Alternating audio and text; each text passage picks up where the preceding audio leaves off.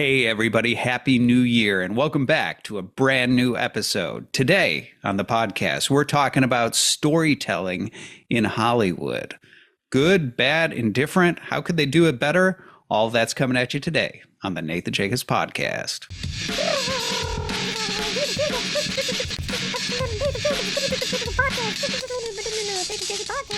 All right, Happy New Year and welcome back, everybody. A brand new episode. We're finally back and jumping back into it here. Before we get into today's episode, I wanted to actually make you aware of something. So for those of you who follow me or know my work, this channel, things like that, you know that I used to be a professor of philosophy of religion, moved into Hollywood and other things. And so I don't do that much teaching anymore in terms of formal classroom stuff. However, I am going to be offering a class coming up here on the horizon in not too long. And that class is the sort of thing that hypothetically you could take it for credit. If you're a college student, it will be an accredited class that you can get a transcript for and transfer into the college of your choice for credit. Alternatively, if you're just interested in sitting in on those lectures, you can sit in and audit the class. So what's the class on? Well, you've got a say in that. So link down below in the comments or in the description, what you'll find is you'll find a link to a survey. And there in that survey, I offer a few different options in terms of the classes that I'm open to teaching, or at least the class that I'm open to teaching. And so I want to hear from you. Which class are you most interested? Because I'm offering this to folks who are followers of my podcast, folks who follow my Substack, whatever it may be. And so I'm interested in knowing what interests you. And depending on the results of that survey, well, that'll help determine the class. So if you're interested in that, if you'd consider taking a class from me, Dr. Nathan Jacobs, find that link, jump on in there, take that survey, and make your voice heard. And then more details will be coming your way much later. By the way, this is the sort of class that, it'll be an undergrad level class. So it's the sort of thing that's suitable for, well, if you're an advanced high schooler who's willing to dip your toe into, a college level course. It could be for you. You could be a retiree who's not interested in the credit at all, but you're just interested in taking a class. Or you could be somebody who's just interested in the sorts of things that I tend to talk about, and you'd like to sit there and listen to the lectures and you don't care about credit or anything like that. Wide spectrum, available to all. And so details will be coming your way shortly. But in the meantime, as we're trying to determine which class I'm going to teach, what I'm going to teach on, go ahead and jump on that survey and let me know your thoughts. Okay, so with that, let's jump into today's episode. So last month, leading up to the Christmas holiday, I talked about Mary quite a bit. And that's because, well, it's that time of the year. People are thinking about nativity. Folks who don't even think about Mary tend to think about Mary during the month of December. So it seemed appropriate to use that as a focal point for some of the things that we talked about. And I mentioned in there that there had been this Netflix movie that came out called, well, Mary. And I had given a little bit of a teaser that I would talk about that. And I am going to talk about that today. However, today's episode is really sort of the first in two types of episodes. That's not necessarily just about that movie. I'm going to talk about that movie. That's going to be a focus here. But what I'm really more interested in is this whole notion of storytelling in Hollywood. So folks who know me or follow my story or things like that are familiar with my work. You'll be familiar with the fact that I am an artist who ended up moving into academics. I went into a spiritual crisis and I studied philosophy and religion. And that eventually led me all the way into, being a professional scholar who was a professor of philosophy of religion. But along the way, my interest in art and ideas and all of that ended up converging initially on the side in the video game industry, and then eventually dabbling in film, and then eventually leaving a formal teaching position, regular teaching position, in order to do screenwriting for, Hollywood, film and television and things like that. And so I've spent a good bit of time dealing with this question of, well, how do you tell stories that are the sorts of stories that will impact people, that carry, rich worldview connotations without wading into waters of propaganda or cringe or all sorts of things like that. And so I want to talk about this because it seems like Hollywood is really in a bit of a crisis when it comes to storytelling. Most folks have become attuned to the fact that films these days, it seems that most Hollywood films are just, well, let's find the latest book that was a bestseller and let's buy that because we don't have any ideas of our own. Or let's find a movie that was successful in the 80s and let's remake it now because we don't have any ideas of our own.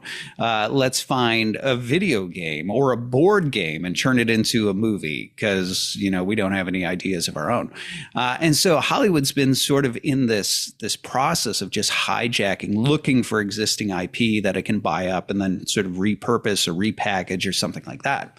And along the way, there's also been a lot of complaints about how Hollywood has handled the IP because it seems that they haven't really handled it respectfully. So Rings of Power is a good example of this. The very fact of the matter is that people really were thrilled when Peter Jackson first was going to go ahead and do The Lord of the Rings, right? Finally, we're going to get like this great high level film adaptation of these books that have such a massive fan base and cultural impact and all the rest. And even though there are definitely folks who take issue with how Peter Jackson dealt with those books or certain aspects of those films, by and large, there was a great appreciation for the care that Peter Jackson took with that IP. But there's a contrast with what's happening now, where it seems like there's been studio after studio that has purchased beloved influential IP. I think of, for example, Tolkien with regard to Amazon, or, for example, Star Wars with regard to Disney. And there's been this sense that these studios have spent gobs of cash in order to buy something that's deeply beloved, something that's wildly successful, and then they take it and they don't treat it in a way that is to the liking of the fans. And there's this deep concern about this deep discontent about that. And you've seen this even with Marvel, right? Initially, there was this great enthusiasm over the ways in which superhero films were being made back in the days of Iron Man when this first started, moving through the Avengers and so on. And then you started hitting, Marvel Phase 4, and there started to be all sorts of things happening in terms of how the IP was being handled that really upset a lot of people and said, I feel like, now you're giving a big middle finger to the fans of this material. And this seems to be an ongoing trend in Hollywood. This is the sort of thing what I like to call, and perhaps we together can popularize this term. I consider this to be the taxidermy of Hollywood, where basically what's going on is they're buying something, something that's alive and thriving, something like Star Wars or something like Tolkien or something like that, that's beloved, that has a vast fan base, people who recognize the sort of the life and the vigor and the intrigue and all the rest about it, everything that's beautiful and good about it. And what happens is Hollywood buys it and then they kill it and then they skin it and then they stuff it with whatever they want to stuff it with, right? And they stuff it with their own worldview. They stuff it with their own agenda. They stuff it sometimes with their own characters who aren't even from the IP or something like that. They stuff it with the story that they want to tell and all the rest. And what you're really getting there is you're getting a sort of veneer of the old thing, right? You're getting the skin of the old thing. What they're telling you is, hey, you like Tolkien. Don't you want Tolkien, right? And they're offering to you just the skin, the hollowed out skin of the thing, hoping that that'll be enough to get your ticket. But then they're using that as a vehicle. It's a Trojan horse, essentially, for all the things that they've stuffed inside of it that have nothing to do with Tolkien and are essentially violative of Tolkien. It's not just that they're additive, right? It's actually that it's something completely unrelated to Tolkien, right? It's things that might violate his worldview, his values, his character, his lore, all the rest. And so that's where I think this is essentially Hollywood taxidermy, where what you're doing is you're killing the thing that the people love. You're taking its skin, you're selling it on the basis of the skin, but what you're stuffing it with is something that is your own and something that they're not very interested in. And that's why there's so many people who are upset because, they love Tolkien, right? They're not interested in, just the skin of Tolkien stuff with whatever it is that you're looking to sell. So this seems to be a pattern that's started to emerge more and more and more in Hollywood, where within this sort of deficit, this lack of originality. There's been this effort to just buy existing IP that you can then hollow out and use as a vehicle for whatever it is that you want to say or push or whatever it might be. Hollywood taxidermy. There you go. So I want to talk about this. I want to talk about this in terms of both that trajectory that we find in Hollywood and in storytelling and the ethics of that, because actually I'm going to make the case, not in this episode, but in the next one, that sort of thing is actually immoral. And so I think the fans are rightly upset because something rather unethical and disingenuous is happening when Hollywood does that. And that's going to be a big part of the focus of next week's episode. But what I want to talk about in this episode is I want to talk a little bit about, these sorts of failings that we're seeing in storytelling in terms of Hollywood, specifically with regard to material that is religious or, let's say, faith adjacent is a term that I've been hearing, going around town in terms of Hollywood, that people are talking about, either faith stuff or faith adjacent stuff. And by faith adjacent, I think they mean things that have some sort of tether to a religious worldview or are grounded in a religious worldview or reflective of a religious worldview, but they might not necessarily be overtly faith-based in the sense of, what we think of as faith-based, which is taking a story that's directly about, religion or has a direct altar call or, something like that. And so I want to talk a little bit about, Hollywood and faith storytelling in today's episode. And this is where the film about Mary that came out with Netflix is actually an interesting springboard for that sort of thing. And so that's what we want to do. We'll be talking a lot about that movie, but really what we're going to be talking about is this notion of storytelling as it relates to matters of faith. And the Mary movie is our most recent example. So that's why we're going to start there. Now, before I jump into the specifics of this film, right, this Netflix film, I want to talk a little bit about Hollywood and faith films in general, how Hollywood has dealt with faith, because it's rather interesting that, what most people think of when they think of religious films are films that are actually pretty cringy. Like faith-based is a really horrifying term to most people who have any amount of taste when it comes to movies, because the impression when you think of faith films, right, or faith-based films, you think of films that, first of all, are typically very low quality. Second of all, they seem very saccharine, very hallmarky, that sort of thing. And then oftentimes there's also this heavy cringe factor where people who take religion seriously, they look at this portrayal of faith or of their beliefs and they recoil and they go, ugh. If that's what my religion is, I wouldn't want to be associated with it. I mean, it's just such a poor, gross representation. Please let me, crawl out of this theater. I don't want to be associated with that. Right. And so there's this heavy cringe element to it as well. And then also it always feels propagandistic, right? It feels like at some point this movie is setting up an opportunity to preach, right? We're going to have characters who are just talking to me as an audience, right? This isn't really about storytelling. This is about you using this character as a vehicle to hit me over the head with whatever you want to say, or this is going to be your opportunity to have an altar call in the film. And most people, when they watch a movie, they're not going into a movie in order to be preached at. They're not going into a movie to receive an altar call. And incidentally, faith-based films are not the only ones that do this. Obviously, propaganda is a thing, right? It has a very long history, and nobody likes propaganda, right? We don't like propagandistic films. So you can see this in political arenas, right? There's definitely films that when you watch, you're like, oh, it was so overt and hitting me over the head with whatever the political agenda was with regard to this. And you can also see it in things like religion.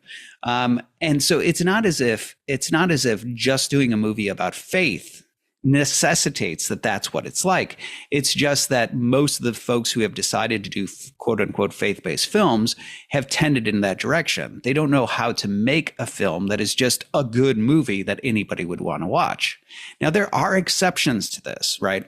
And the exceptions include, well, oftentimes one of the people who comes to mind is Mel Gibson.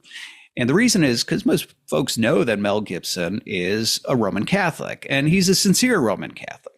that he has actually a very sort of, Latin Mass, very traditional sort of old school view of Catholicism. And so it's not as if Mel Gibson is just sort of like casually or culturally Catholic. He seems to have a genuine commitment to Roman Catholicism. And what's interesting is that when you look at Mel Gibson's films, oftentimes Mel Gibson's films are saturated and reflective of his Catholicism, but not in a propagandistic sense. So let's think, for example, of Braveheart, right? Well, is Braveheart a faith-based film? And the answer is most people would say, like, no, absolutely not. And yet, if you watch that film, Catholicism is all over it. All right. So Mel Gibson's Catholic values are present in there. The characters, right, who are Catholic, that is not shied away from. It's not buried. In fact, it's brought to the surface. Certain things that are beautiful about Catholicism, or at least that Mel Gibson would find beautiful about Catholicism or Catholic culture, comes through in things like, funerals or whatever it might be, the ways in which priests come out in order to bless an army or whatever it might be. And so what you see something that is what I would call organically Christian, right? Meaning he's just telling a story, right? This is a great story. We're all very into this story. We're all very invested in this story. And because the characters are Catholic or they're in a Catholic culture or something like that, Catholicism is just part of the story, right? There's no way to tell this story without that coming through. Now you could bury that, right? If you really hated Catholicism and so you were like, I want to tell this story, but man, I really hate Catholicism. So I'm going to either try to denigrate it. I'm going to insert, a priest who's, a pedophile in here or something like that. You do something wild and crazy like that, or you just try to bury it. And you're like, we're not going to acknowledge that there's a Catholic culture here and things like that. You could obviously push against the story, but if you're going to be authentic to the world there, then Catholicism is going to be part of it. And it's probably going to be a relatively prominent part of it. And so you see that happen a lot in the way that Mel Gibson will approach things. And so nobody ever cringes or recoils at the religious elements that show up in a film like Braveheart because it feels natural. It feels organic. It feels like it's part of the story. It is not forced. And I'm not being sold anything. I'm not being preached at. I'm not being asked to come and give my life to Jesus or something like that. The religion is just part of the fabric of that world. And I think you can see this in other sorts of films, not just Mel Gibson's, right? The Mission is another good example of this. So it's a much older film for those who are too young to be familiar with The Mission. It's actually worth going back and watching that film. Now, what's interesting about that one is that because it's a story about Jesuits and Jesuits specifically who run a mission. And then it has to do with the story of redemption of a guy who murders somebody. And then this sort of burgeoning tension of, how do you deal with things like injustice or, when this emerges, do you fight? Do you remain a pacifist? And there's intriguing conflicts that emerge there. There's something about that story, even though that one is even more religious, right? It's heavily, heavily, heavily saturated in religious imagery and language and the rest. But it doesn't feel forced. It doesn't feel propagandistic. It doesn't feel inauthentic. And the reason is because how on earth would you tell the story of Jesuit missionaries without there being pervasive religion to it, right? That's just part of the world. That's just part of those characters. That's just part of that story. And then similarly, you can see like very sort of what's interesting is you see this happen in something like The Passion of the Christ. So one of the things that's intriguing about The Passion is that obviously The Passion is overtly religious. It's a Jesus movie. And yet it doesn't seem to me, at least, I've never gotten the impression that when people think of The Passion, they think of it as a faith-based film, that somehow even doing that movie, Mel Gibson doing that movie, it didn't come off as a faith-based film. It seemed to be a broad secular film. Not secular in the sense that it has no religious worldview, but secular in the sense that it wasn't made just for Christians. It was made for everyone, right? And I think this speaks to the artistry of it, the fact that this movie actually was artistically excellent. It was made by, at the time, Mel Gibson he was Hollywood, right? He was his own brand. He was as big as you could get in terms of Hollywood. So this is as mainstream, even though he had to because Hollywood didn't get it, right? He really had to, if I remember correctly, he had to independently finance it and things like that. Even though he had to sort of bypass the Hollywood system in order to do it, because it was Mel Gibson, nobody really thought of it as an outside of Hollywood film. They thought of it as a Hollywood film because Mel Gibson is Hollywood. And so what you see is you saw this film that came through that was something that no one had ever seen. And what I mean by that is there had been Jesus movies before. But again, like these didn't seem to be Hollywood movies. This was the first time what you saw a film about Jesus that was a straight up just Hollywood film made by someone who's right there smack dab in the middle of Hollywood. And it wasn't made in order to preach to people. It wasn't made in order to, propagandize people. It wasn't an evangelism piece or something like that, Campus Crusade for Christ is going to go around and show to people and then ask for altar calls. It was just what happens when an excellent filmmaker decides to do a film about this. And what you saw a Catholic portrayal of the Passion of the Christ. If you're familiar with Roman Catholicism, you see it all over the place in how it's portrayed. You see the Stations of the Cross, for example. Mel Gibson's theology and his worldview and a lot of the Catholic art that sits in the background and the history of the formation of his Catholic imagination ended up coming through in how that's portrayed. I would say that's a very Catholic portrayal of the Passion of the Christ. To no surprise, it's Mel Gibson. And so for that reason, what came through is it looked like just a work of art, right? In some ways, what I want to say is this, that when a story is told well, it should be told in a way that says anybody who respects the source material and respects the worldview of the source material and respects the people who are the keepers of the source material would tell this story the same way, regardless of whether they hold that view. In other words, if an atheist decided to tell the story of the Passion of the Christ from a Catholic perspective, it would look like this, meaning this is high-level art portraying this story in a way that honors the source material, in a way that honors the culture that holds the source material, and presents it in a way that's on its own terms, so to speak.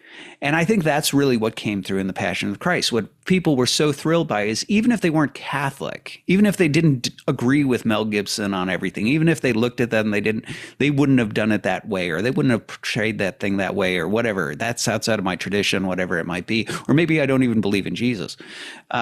What it might be, what it still came through was, okay, this is a masterful work of art that tells this story in a way that is true to at least the way in which one culture has held to this story throughout, centuries.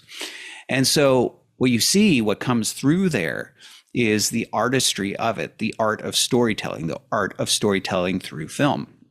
And so that's one of the things that I think is unique about the Passion of Christ. That's one of the things that I think is unique about these sort of rare instances in which what you get is you get top tier Hollywood storytelling that respects the source material or respects the worldview of the people. This is sort of thing like with the Mission. No idea whether or not the person who made the Mission is sympathetic to a Jesuit worldview. But the fact of the matter is the storytelling of that was respectful to and true to the Jesuit worldview. So it's telling that story in a way that honors and respects the worldview and the world of those people, regardless of what the person who's writing it and directing it might think about those things themselves. And I think that's the difference between strong, good, true, authentic storytelling and propaganda. And that's one of those things that when we contrast the sort of faith-based, what people typically think of when they think of faith-based film, and you look at the contrast with the sorts of things, what I'm calling organically Christian, that's the contrast you see. The faith-based film seems to be agenda-driven. Right. So something like, God's not dead. Right. This doesn't come across as an authentic story. Why? Well, it comes across as an inauthentic piece of propaganda because what it feels like, what comes across is somebody wants to present to me arguments for why I should believe in God, right? And so what they're going to do is they're going to start there. That's my agenda. And then what they do is they try to figure out, okay, this is my agenda. Here's the argument I want to make. Now let me go backwards and figure out what sort of story I can tell in order to package that.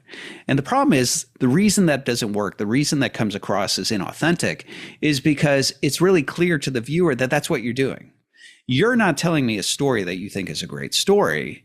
You're pretending to tell me a story so that you can beat me over the head and preach to me about why I should believe in God, right? And that comes through. That's just the nature of propaganda, right? Put aside faith stuff. You want to tell me something about climate change, and so you're sitting there going, okay, I want to tell a story about climate change. I want to tell these folks that this is why they should be concerned about it, and this is what they should do, and this is why if they're not concerned about it, they're bad people. So now let's figure out what sort of story we could tell in order to make that come across.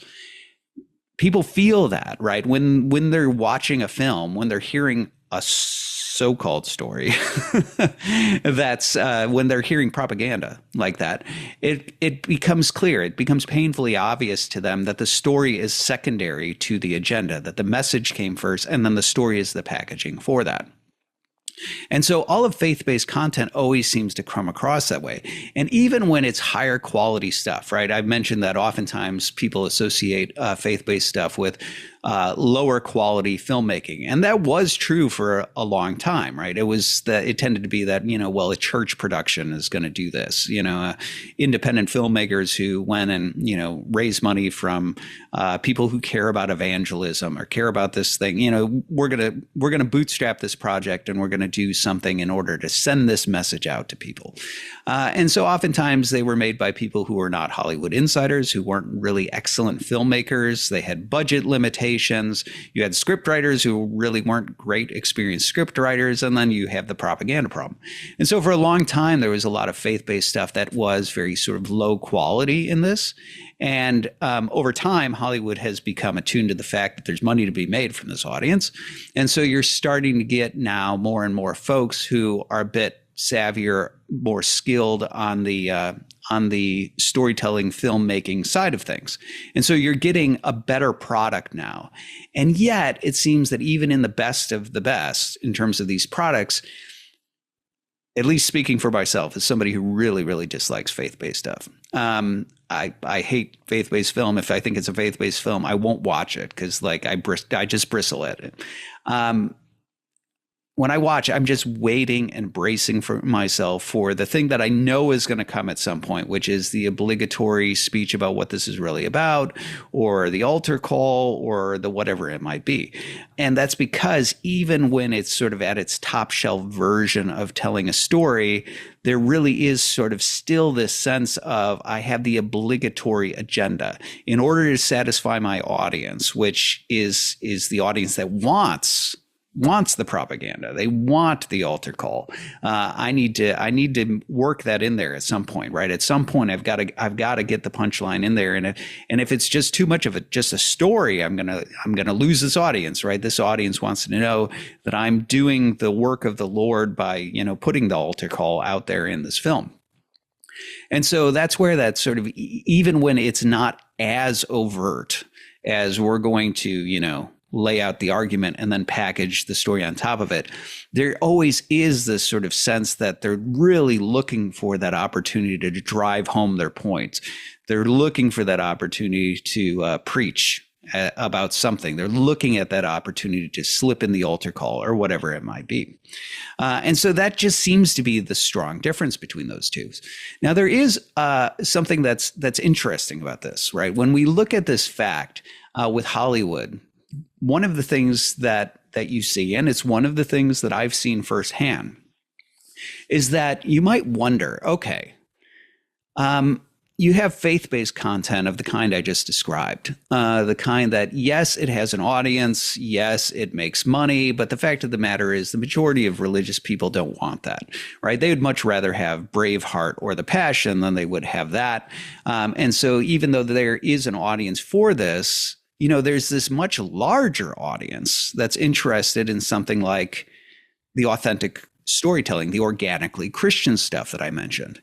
And that's not speculation, right? Anybody who's religious and knows religious people, you go around and you ask, you'll find pretty quick, like the majority of religious practicing people, they don't like faith-based stuff, but they all like Braveheart, right? Something like that. And so it's really obvious just on a social level, anybody who knows religious people, that there are more people interested in the good storytelling of the kind that I talked about with, like The Mission or Braveheart or The Passion or something like that than there is for the faith-based stuff.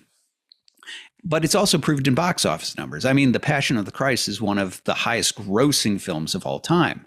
And so if you look at the success, like the financial success, if you're looking at the size of the audience based on the numbers, you'll end up realizing like, no, it's also true. It's played out in the data that there's a bigger audience for these organically Christian stories than there are for faith-based projects. And yet that raises a question. Why doesn't Hollywood make these? Okay. And that's an important question to start with here. And I think there are a few reasons that I can speak to as somebody who has now been around the town being Hollywood, for long enough to actually have some inside sense of what this is. First of all, let's talk about this fact that Hollywood is risk averse. Now, I know that from the outside, Hollywood likes to present itself as risk taking. Right? We tell the bold, brave stories, and we take risks, creative, artistic risks and things like that. And the fact of the matter is that's not true. There's no innovation. There's no risk. It's highly risk averse. I remember very early on meeting a producer who said, the impression of Hollywood is that it's risk taking, it's bold, it's innovative, and it's creative. And he said, and the fact of the matter is it's none of those things. They are highly risk averse. There's no creativity. They want to find something that has worked, and then they want to, just replicate it. And so when you recognize that about Hollywood, one of the things that you'll start to see is you'll start to see a certain pattern emerge. That when a faith project succeeds, and this could be that it's a faith-based project that ends up blowing up and doing really well in terms of box office numbers, outsized success that catches Hollywood's attention. It could be something like The Passion of the Christ, which Hollywood goes, whoa, what happened there? Whenever those things happen, right, some sort of like registration in the numbers, right? There's a seismic shift that happened that's notable. Hollywood will pay attention, and they'll start to ask like, okay, how do we do that? And you've seen this starting to happen recently. Sound of Freedom and the success of The Chosen has a lot of folks in Hollywood interested in, okay, how can we get in on this, faith or faith adjacent type stuff? So when that happens, Hollywood wakes up because they like money, and they're like, okay, how do we get in on some of that money? But one of the things that's interesting is you'll notice that Hollywood every now and then does wake up, right? And they go, okay, there's an audience for this. And then they decide to try and do what Mel Gibson does, okay? And there's plenty of examples of this. But the fact of the matter is that Hollywood is not filled with religious people. So Hollywood is not a place. It's not a town that's filled with folks that hold deeply, religious beliefs, in Christianity or Roman Catholicism, in Eastern Orthodoxy or something like that. You don't have very religious people who know the source material, respect the source material and things like that. And so the problem is they don't really, most of Hollywood just doesn't understand religious people. And for that reason, when they'll pitch an idea, they'll be open to an idea that to you as a religious person, if you are a religious person, you could just be like, yeah, that's not going to work. And it's obvious to you, but to Hollywood, it's not obvious. Let's take an example. Noah. Okay. So Noah, let's just imagine the pitch session that happens here. hey, we think there's an audience for religious content, so we're going to do this story from the Bible. It's Noah, right? It's the story of Noah. But what we really want to do is we're going to make it about climate change. So the reason that God wants to destroy the earth is actually because of the ways in which people mistreat the earth. And it'll be a great opportunity to really drive home with religious people the importance of environmentalism. Okay. Go and pitch that to anybody who lives outside of LA or New York. They'd be like, that's not going to work. I'm sorry. That you may as well pile up all your money right now, pour gasoline on it, and light it on fire, because that's ridiculous. That's not going to work. And I know that and then let's add to it. We'll hire an atheist to direct it, right? So we'll get Aronofsky, an atheist Jew, to go ahead and direct this movie. Okay, yeah, good moves all around. Obviously, I'm being sarcastic. Anybody who is remotely devout, remotely religious, or even just knows religious people who are devout, would be able to tell you no, that's not going to work. That's a horrible idea. I can tell you right now it's going to fail. And sure enough, it did fail. Let's take another example. Okay, let's get we want to do something. The Passion of the Christ. They like gritty, they like real, they like authentic, high quality Hollywood filmmaking. Let's do the Exodus. We're going to do the story of Moses. We'll get a high-end director to come in and direct it. But what if we have Moses, rather than a burning bush and he has an encounter with God and the divine glory and things like that? What if he hits his head? And then after that, he talks with God, and maybe God's a little boy rather than a burning bush. Let's get rid of that whole burning bush thing. And so we open the door to maybe all of this was a hallucination and just the product of head injury. Wouldn't that be wild? If we did that? Okay. Really? You don't know that when you sit there and say maybe your whole religion is based on hallucinations and head injuries and things like that, that people who believe it's not and take it seriously and practice it, who are the ones you want to come see this movie, you don't know that that's going to fail? You don't know? Okay. And the answer is no, they don't know. In Hollywood, these things will cycle through and they'll go through a whole development session, and people yeah, that'll be awesome. It'll be great. And nobody there there's nobody there to pipe up and say yeah, you guys really don't know this audience. And so what happens with those things? Well, they fail. And they do, right? You make Noah, you spend gobs of cash. You're yeah, we're going to have a Passion of the Christ on our hands. It fails.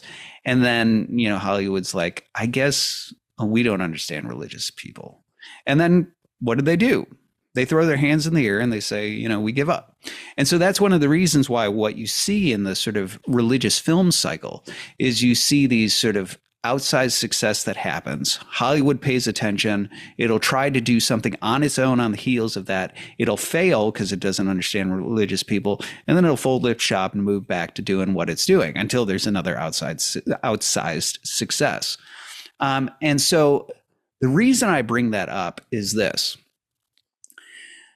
It seems like really what you're looking at is you're looking at three types of religious movies that tend to, litter the landscape. The one is the faith-based sort of content that I've talked about. And this is the content that there's plenty of it out there. There's more and more money being thrown at that.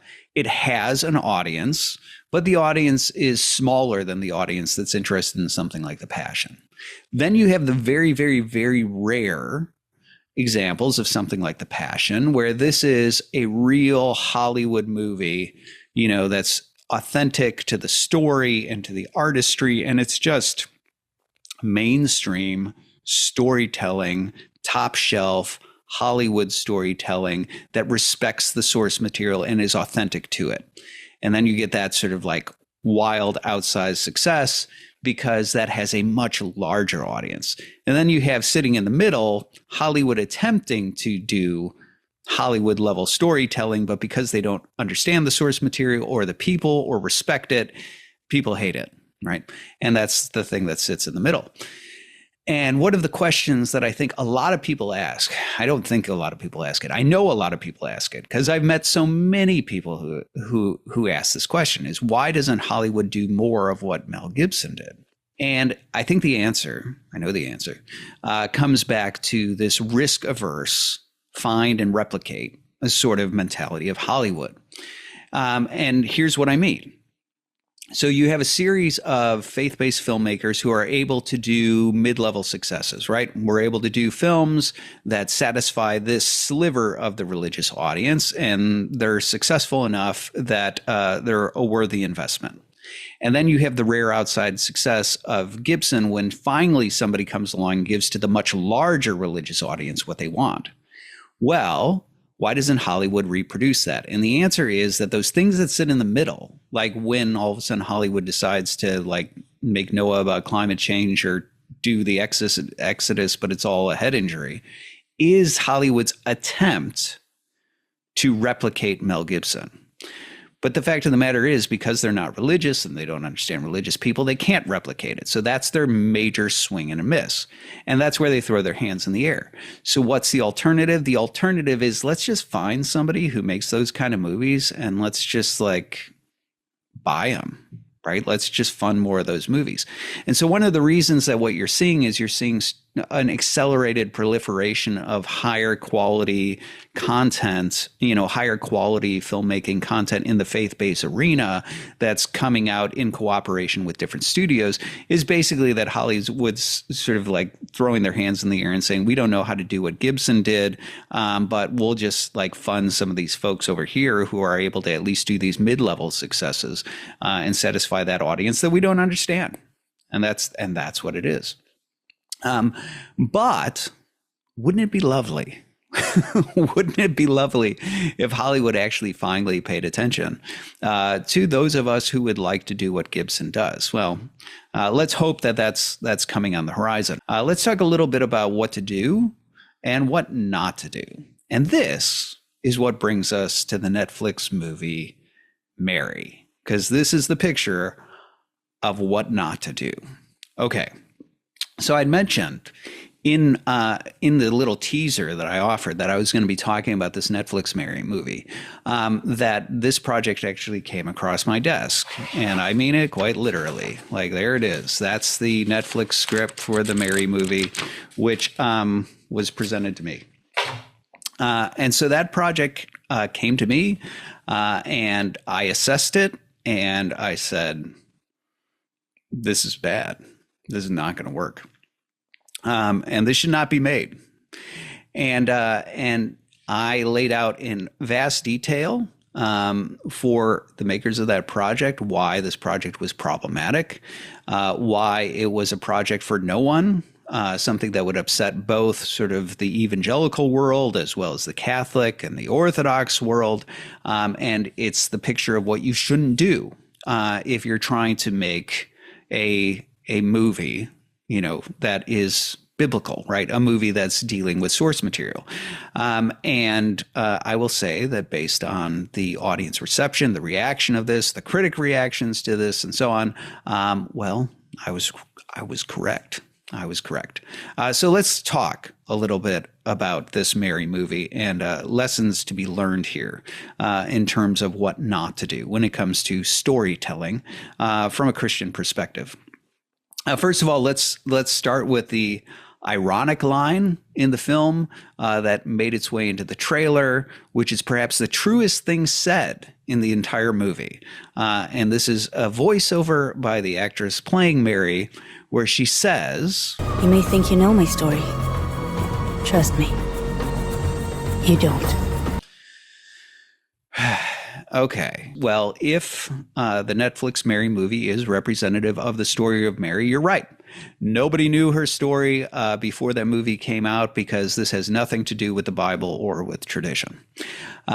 So truest words in the entire script, in the entire film. Let me just say, I should add a caveat here. Okay, I read the script. Okay, I have extensive notes on the script. I could not bring myself to watch the entire film.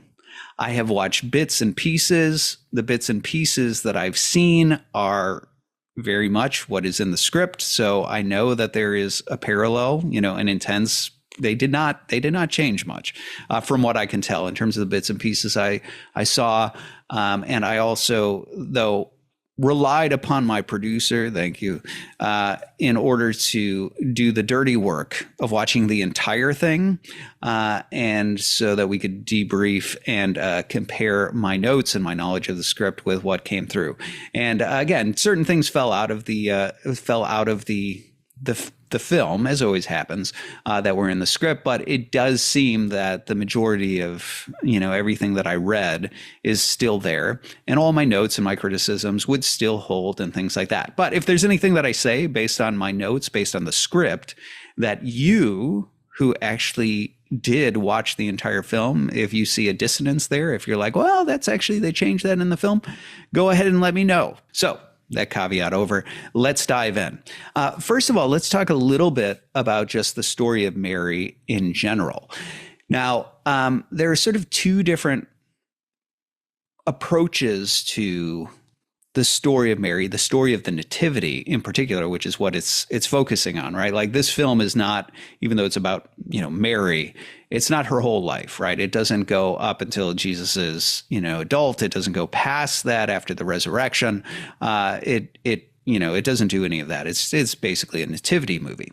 And when it comes to the nativity movie, it's interesting because what you see that there is a whole host of traditions about the nativity, about Mary, about her betrothal, about Joseph, about Jesus's brothers, about, all these sorts of things. That are important parts of tradition that are there in the church fathers, they're there in the liturgical calendars and things like that. And so there is one version of this nativity story that's there within tradition. So Roman Catholics or Eastern Orthodox who are aware of ancient tradition would know this version of the story. And then you have a very different version of that story, which is sort of the popularized evangelical Protestant version of the story. And this is largely because, to no surprise, the evangelical Protestant version is unaware of certain things in tradition. So it only has what it finds in the gospel accounts, largely the Gospel of Luke. And so it knows those things, and then it sort of fills in the gaps with certain projection, fan fiction, if you will, based on, what it presumes. And so you end up with two very different stories. Now, the reason I bring this up for a couple of reasons. One is because when telling a story, if you're going to tell a story, whether it's from, that's not your own source material, you're not inventing this world, you're not inventing these characters, you're not inventing this story, you're drawing on someone else's source material, it's very important that you know the source material and that you respect the source material. And the fact of the matter is that when you're dealing with something like this, where there are two different traditions, right, concerning the story. You have the one version, that grows out of ancient and medieval Christianity that is preserved by Roman Catholics and Eastern Orthodox on the one hand, and then you have another version that's grown out of Protestant tradition that looks very different. You need to, first of all, pick a lane, right? Because what you have to recognize here is that there is a dispute over how to treat the material, what the source material really is advocating or not advocating, what the story really is. And so it's always important when you're telling a story that you commit, right? That you pick a lane. And so is this going to be a Protestant nativity story? If so, then obviously you will move into that lane and you will have as your main source material the gospel accounts, and you'll probably lean into what you know in terms of that tradition's assumptions about this story. Alternatively, if you're going to rely on tradition and you're going to say, look, no, the sort of typical, nativity story told in a Protestant church or, portrayed in a Protestant movie or in a, Christmas play or pageant or whatever, that's not the real story. There's this whole host of stuff that's here in tradition that is the real story, and that's the story we're going to tell. Then you better tell that story, right? But what you don't want to do, knowing that there are disputing audiences here, knowing that there's one group that sees the story this way that holds it dear, another group that sees the story this way that holds it dear, what you don't want to do is try to thread the needle, right? What you don't want to do is sit here and say, well, I'm going to take this from the Protestant story and this from, tradition, and I'm going to throw them into a pot and do sort of a mishmash that basically ticks off everybody. Like, that's not what you want to do. And yet, that's exactly what this Mary movie does. And so what it does is it dabbles in tradition on the one hand. It pulls in these elements from tradition on the one hand that a lot of Protestants, I'm sure, look at and go like, what on earth are you talking about? That's weird. I don't remember that in the Gospels. I've actually seen those sorts of comments related to the Mary movie. But then it's also mixed with all this other stuff that is very contrary to tradition. So things that are very Protestant. So let's just do a couple of examples of the sorts of things that you find here. The story of Mary and Joseph is portrayed in the story in the film, as a romantic story. Now, if you're unfamiliar with tradition, might go, what? Like, why on earth would you? I mean, of course it's a romantic story. They were engaged. They were going to get married, right? Okay. Well, if you are unfamiliar with the story of Mary, the nativity story from tradition, then I recommend two things, right? I have, in a previous episode, I actually tell the sort of version of the nativity from tradition. And I go through all the different sort of bullet points about it, right? All the different aspects of that story from that perspective. And I believe we've cut it out and put it in a clip. So linked below, you can either go to just the clip where I tell the nativity story from tradition, or if you want to see the whole episode, you can go to the episode entitled, what is it? Virgin Mary Grinch Slayer, something like that. Anyway, that one. It's the only episode that has the word Grinch in the title. So that's how you know you're in the right one. Anyway. So you might say, if you're unfamiliar with that, going, well, obviously it's a romantic tale, right? Like they were engaged and things like that. Well, not according to tradition, actually. So I realized that most of in the sort of Protestant one, recognizing that they were engaged to be married and things like that, they presume, well, people fall in love and then they get engaged and they want to get married. And so obviously there's a romantic interest there. And so, why wouldn't you portray this as a love story, which is exactly what the movie Mary does. Love at first sight. Joseph is smitten with her, doesn't even know her name, and wants her hand in marriage and all this sort of stuff. If you know the story of tradition, however, Mary is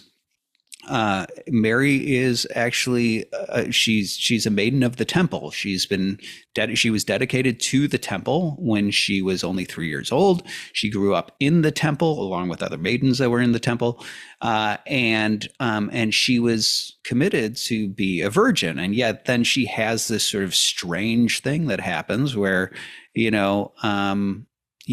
angels there instruct the people who are caretakers of her at the temple to gather all the widowers of Israel so that they can point out, so that God can, identify who is going to be the one who is to take care of Mary.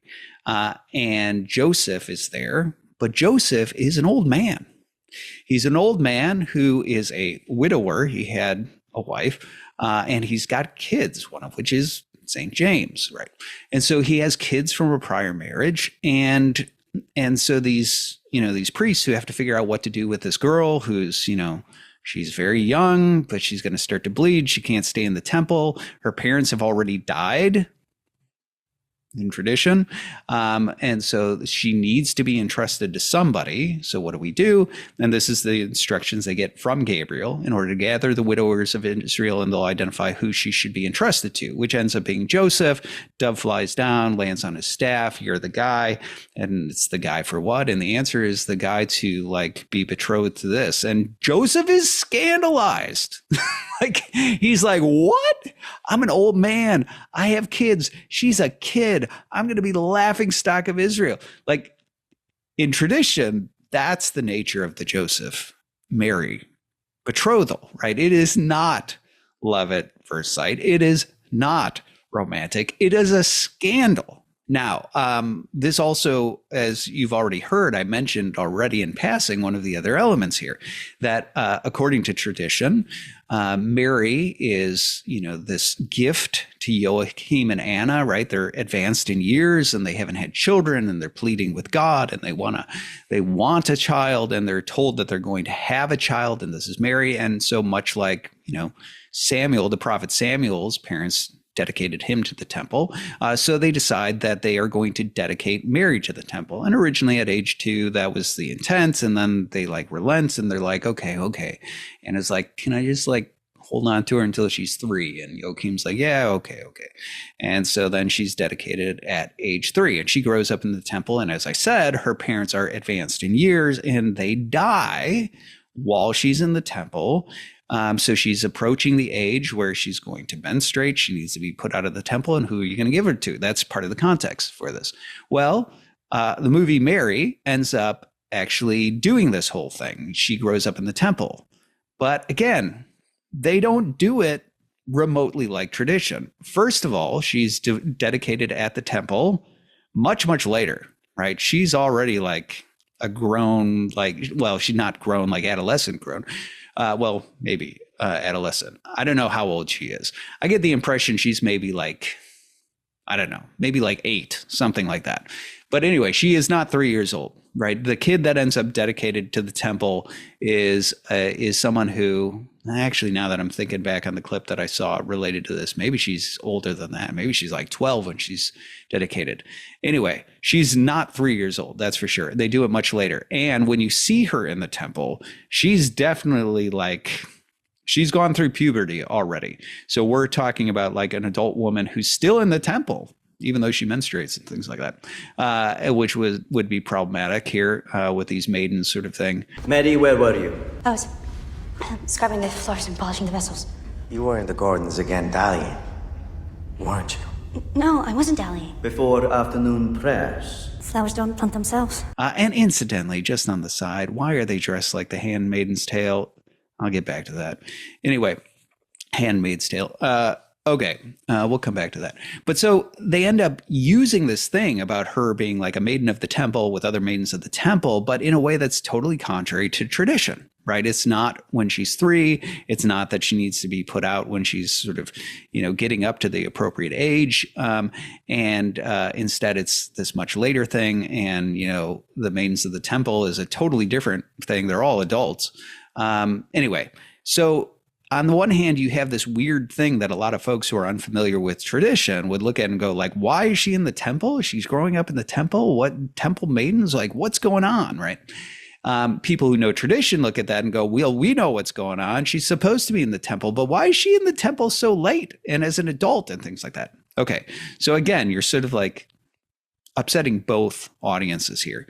There's also this weird thing in this story where they include a Satan element. Okay, again, if you're familiar with tradition, this makes sense that this is here. I talked about this in the episode, Grinch Slayer.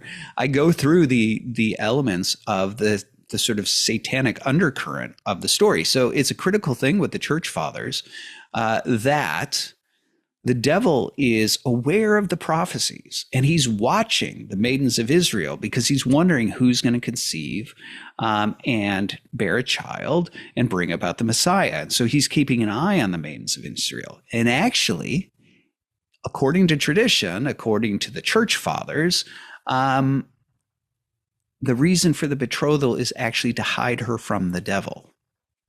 So the betrothal is not romantic. The betrothal never has the intent of Joseph actually consummating this, and never has the intent of them really sort of living out as husband and wife and building a family and things like that.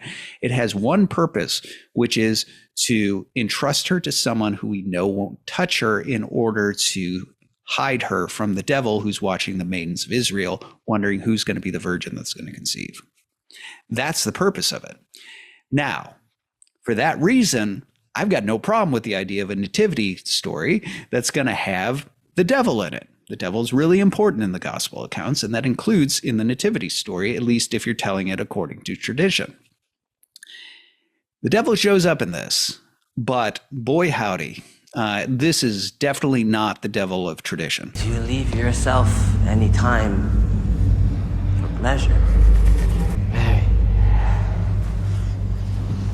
You know my name then? I would like to know more. Something that happens in bad filmmaking is when somebody really loves an element from a different movie and they repurpose it, right? They love that movie. They love that moment. It gave them chills. They want to do it. Let's do that. And then they put it in their movie. But they didn't earn it. So I'll give you an example. In the Rings of Power, there's a big battle sequence that happens in the recent season.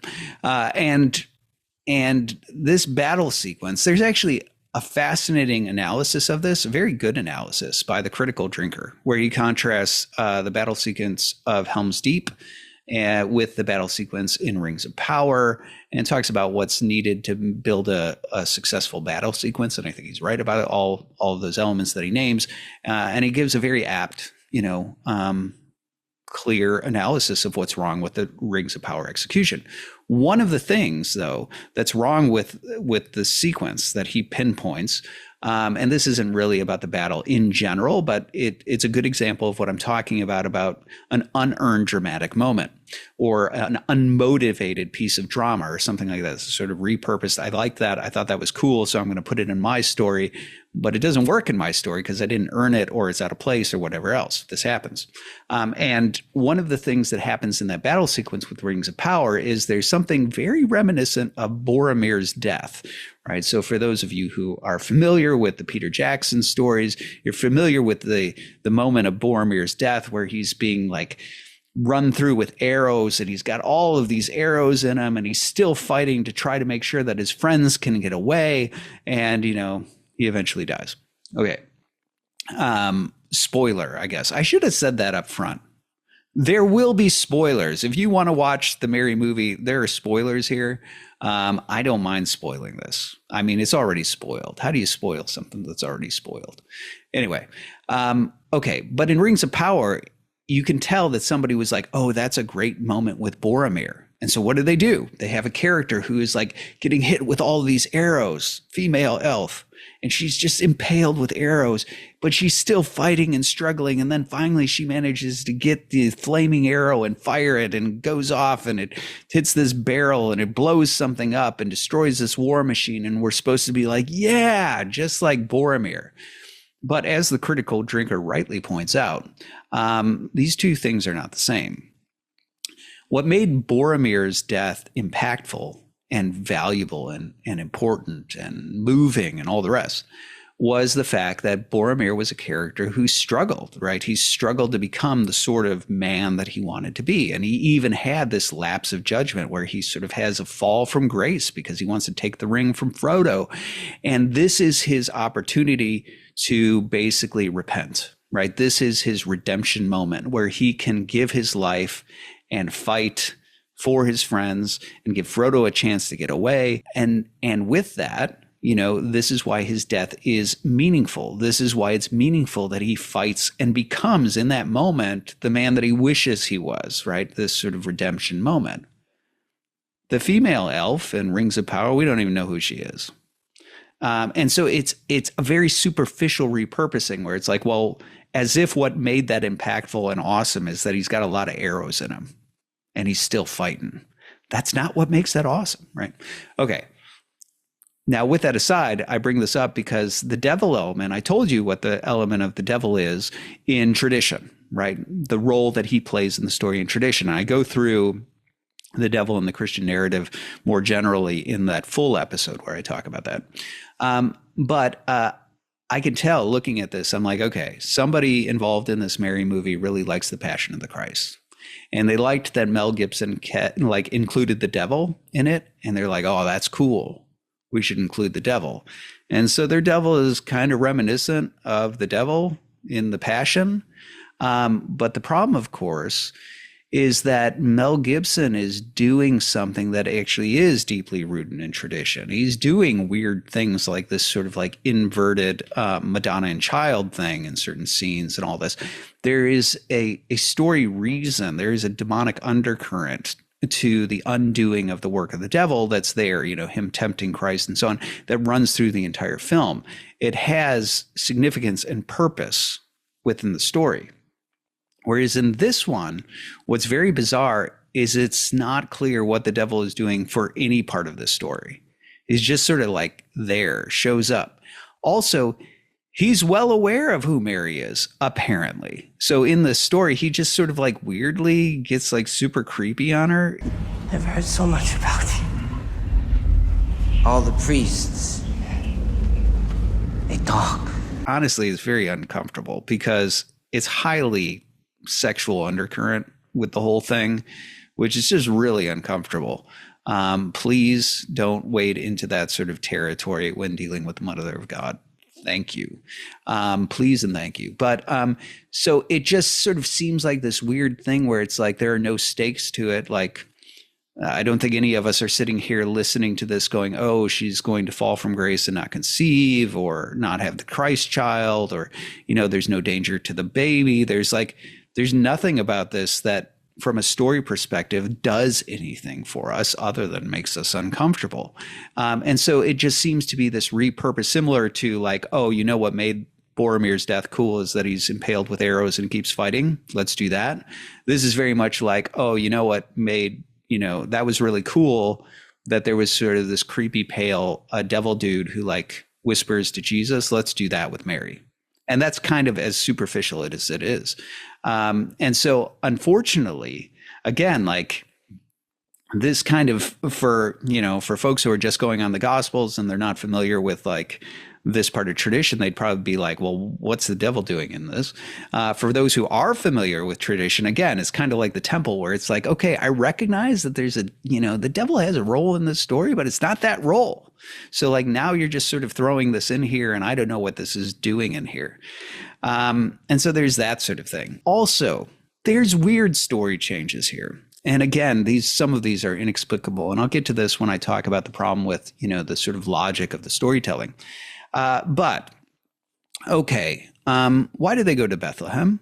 I'm sure even those of you who are not Bible scholars, you know the answer to this, right? That there was a census. And so they end up going to Bethlehem because they're supposed to go to, basically their hometown, and that's where Joseph is from. And so, okay, we've got, that's why he's going there, right? The census. That's the answer. Okay. Not in this story. So what's really weird is there is this sort of like passing mention of census. But when you get to Bethlehem in this movie, they can't find room in the inn. Now, you again know, like, well, why is there no room in the inn? And why do they end up in a manger? Because there's a census. There's too many people there, right? Like every place is packed. It's hard to find a place. I'm sorry we fall. Yeah, I know. But can you just please tell me why are all these people here? A child will be born in Bethlehem. What child? The Messiah. Why are all these people here? Because they've come to see the Christ child. Yes, you heard it right. The reason that Mary and Joseph can't find a place in Bethlehem is because there's so many people who showed up to see the birth of Jesus. That's actually what the movie suggests. It's bonkers. Why on earth would you change that story point? So again, like this is a thing where it's like, okay, story point, they end up in Bethlehem. There's no room for them. They end up in the manger. Why on earth would you go ahead and again, now you're modifying the biblical material. So this is the same sort of thing they're doing with tradition where we keep the thing, right? We've got certain beats, from the story, but we're going to change out some of the substance and introduce this other stuff. Okay, I'm trying to restrain myself in terms of talking about some storytelling elements here, but we're going to get to this. We're going to get to this. Similar sort of thing. Also, the slaughtering of the infants. Okay, so we're familiar with this. The death of the holy innocents, if you're Orthodox, right? That these are basically all of these infants who have been killed. Well, why? Right? Well, again, you might be familiar with this part of the story from the gospel accounts that basically King Herod has been awakened to the fact that there is a foretold king, right? This is a threat to him because he's a king. And so he tries to figure out like, well, where is it? Who is it? And so on. And just to like cover his bases and let's make sure that this foretold king doesn't rise to power and usurp me, he ends up figuring out like, okay, like all the children who are roughly in this age range, let's just kill them all in that area.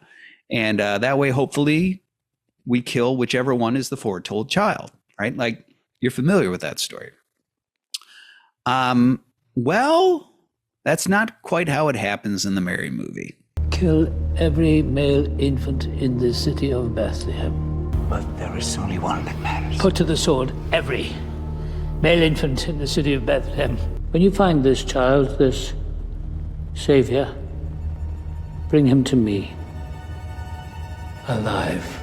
Okay, yeah, you heard that right. Bring me the Christ child, but kill the other infants. Now, you might ask, so why is he killing the infants? Good question. Inexplicable in this movie. In fact, what gets even weirder in this is that for some reason, all the soldiers bring back like a whole bunch of infants. Tell me, which one of these is the Messiah? None that we can tell, sire. Huh? We believe the child is still out there. Where? Out where? We do not know. You don't know? You don't? Where is he? Tell me! Which one of these is the Messiah? I'm your king, tell me! So Herod's like, which one is it? Like, which one's the Christ? And they're like, we don't think we got him. So we just kidnapped all these infants, none of whom we think are the Christ. Oh, and then we killed everybody, all the children that were left there. You're going like, what is happening? You're just kidnapping babies who you don't think are the Christ and killing the rest of the children who are not infants for no particular reason. And all the while you think none of these kids are the Christ. So like, what's going on? Okay, this goes to one of the challenges that happens in terms of storytelling when you're converting a story like this into a movie narrative. So let's just talk logistically about one of the challenges that scriptwriters, when taking source material and converting into a story, face, which is connecting beats that in a story like a biblical story might not be explicitly connected for us. So the fact of the matter is that when it comes to biblical storytelling, it's oftentimes sparse. And the reason is because it's not giving you a movie, right? This is the reason biblical literature is written is not to just sort of entertain you and sort of like, well, let's walk through the setup and let's present the theme and let's go ahead and let's do the hero, sort of breaks out and here's his choice and he sets out on this journey and then he discovers new powers and, false victory, false defeat, what it's not doing that sort of thing, right? It's not presenting sort of a Hollywood story. And so when you go into this art of storytelling, if you're taking source material like that is telling a story for a different sort of reason or approaching the story in a different sort of way than you would in a film, you do end up having to create connective tissue that's not there in the original source material. I mean, let's take just as an example, outside of the nativity story, a lot of folks who might read, say, the story of King David, there's elements of that story that are really strange, right? Strange that if you were to tell that story in a more sort of robust way, you would need to begin to explain. For example, okay, the Philistines have superior numbers, they have a giant, and yet they wait for 40 days, right? And they're just waiting for Israel to send out somebody to fight Goliath. Why? Okay, well, the Bible doesn't actually answer that question for you. Or alternatively, if you were sitting there and going like, okay, if David is like, you know, a young kid who's unlikely to win against the giant, or so it seems, right? Like that's certainly the felt board version of it, right? Like the sort of Sunday school version of it is that David's a kid who goes out with a kid's weapon. None of that's actually accurate. As you know, a slingshot is a sniper rifle in the ancient world and so on. But let's just run with, for example, the sort of standard sort of Sunday school version. He's a young kid. He's got a kid's weapon, and it's unlikely that he's going to win. Why on earth would Saul agree to send him into battle against a giant, knowing that if he loses, which is the likely outcome, that all of Israel is going to be made slaves, right, to the Philistines? Why would he do that? Okay, Bible doesn't answer that question because it's not telling you a story in those sorts of terms, right? Those aren't the questions that it's interested in. Those aren't the points that it's interested in. And so if you're going to all of a sudden take a story like that and you're going to flesh it out and you're going to build a narrative that is palatable and plausible, you have to actually explore and provide logic. You have to explore and provide motivations. You have to give an explanation. And one of the challenges with biblical storytelling, or you know, any sort of storytelling that's sort of adapting materials like this, right, where you only have sort of punctuated, you know, bits of information without clear explanation of the motives, is that as a storyteller, you have to come in and you have to provide a plausible motivation. You have to provide plausible, you know, connective tissues, the tissue there, and so. One of the challenges, this is just sort of a natural challenge of adapting source material like that. But what's really, really bizarre is that in the story of Mary, the Netflix version of Mary, there are certain story beats that have connective tissue already, and they replace the connective tissue. So in the gospel accounts, we know why they go to Bethlehem. It's because of the census. No more explanation needed. It totally explains everything. Why can't they find a place to lodge? Well, because of a census. There's like people flooding that place, everybody who's from there. And so it's like overrun. Makes sense.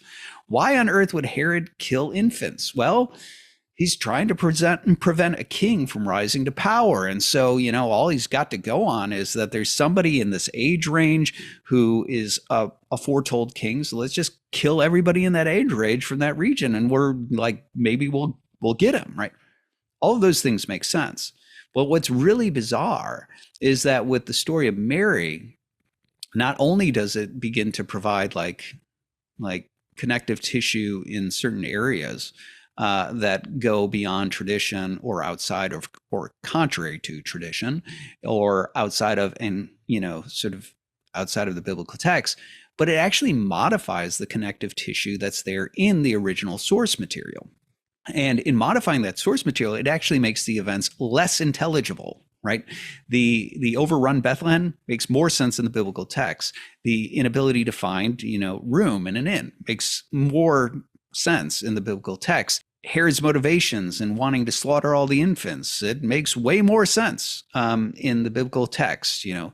And even when it comes to elements being pulled from tradition, right? The reason for the devil in this whole narrative makes way more sense in tradition. So what's really strange about this is that with the Mary movie, what they're doing is, on the one hand, they're not only providing connective tissue where, you know, some may be missing and doing it in a way that violates tradition or violates the biblical text, but they're also actually taking existing connective tissue and ripping it out and creating different connective tissue that is far less compelling. That's what's there in the source material. Now, this goes to a broader issue when it comes to storytelling that is rooted in somebody else's worldview or somebody else's IP, or specifically here, if we're talking about, you know, the biblical worldview. I had said at the outset that it's really important that you pick a lane, right?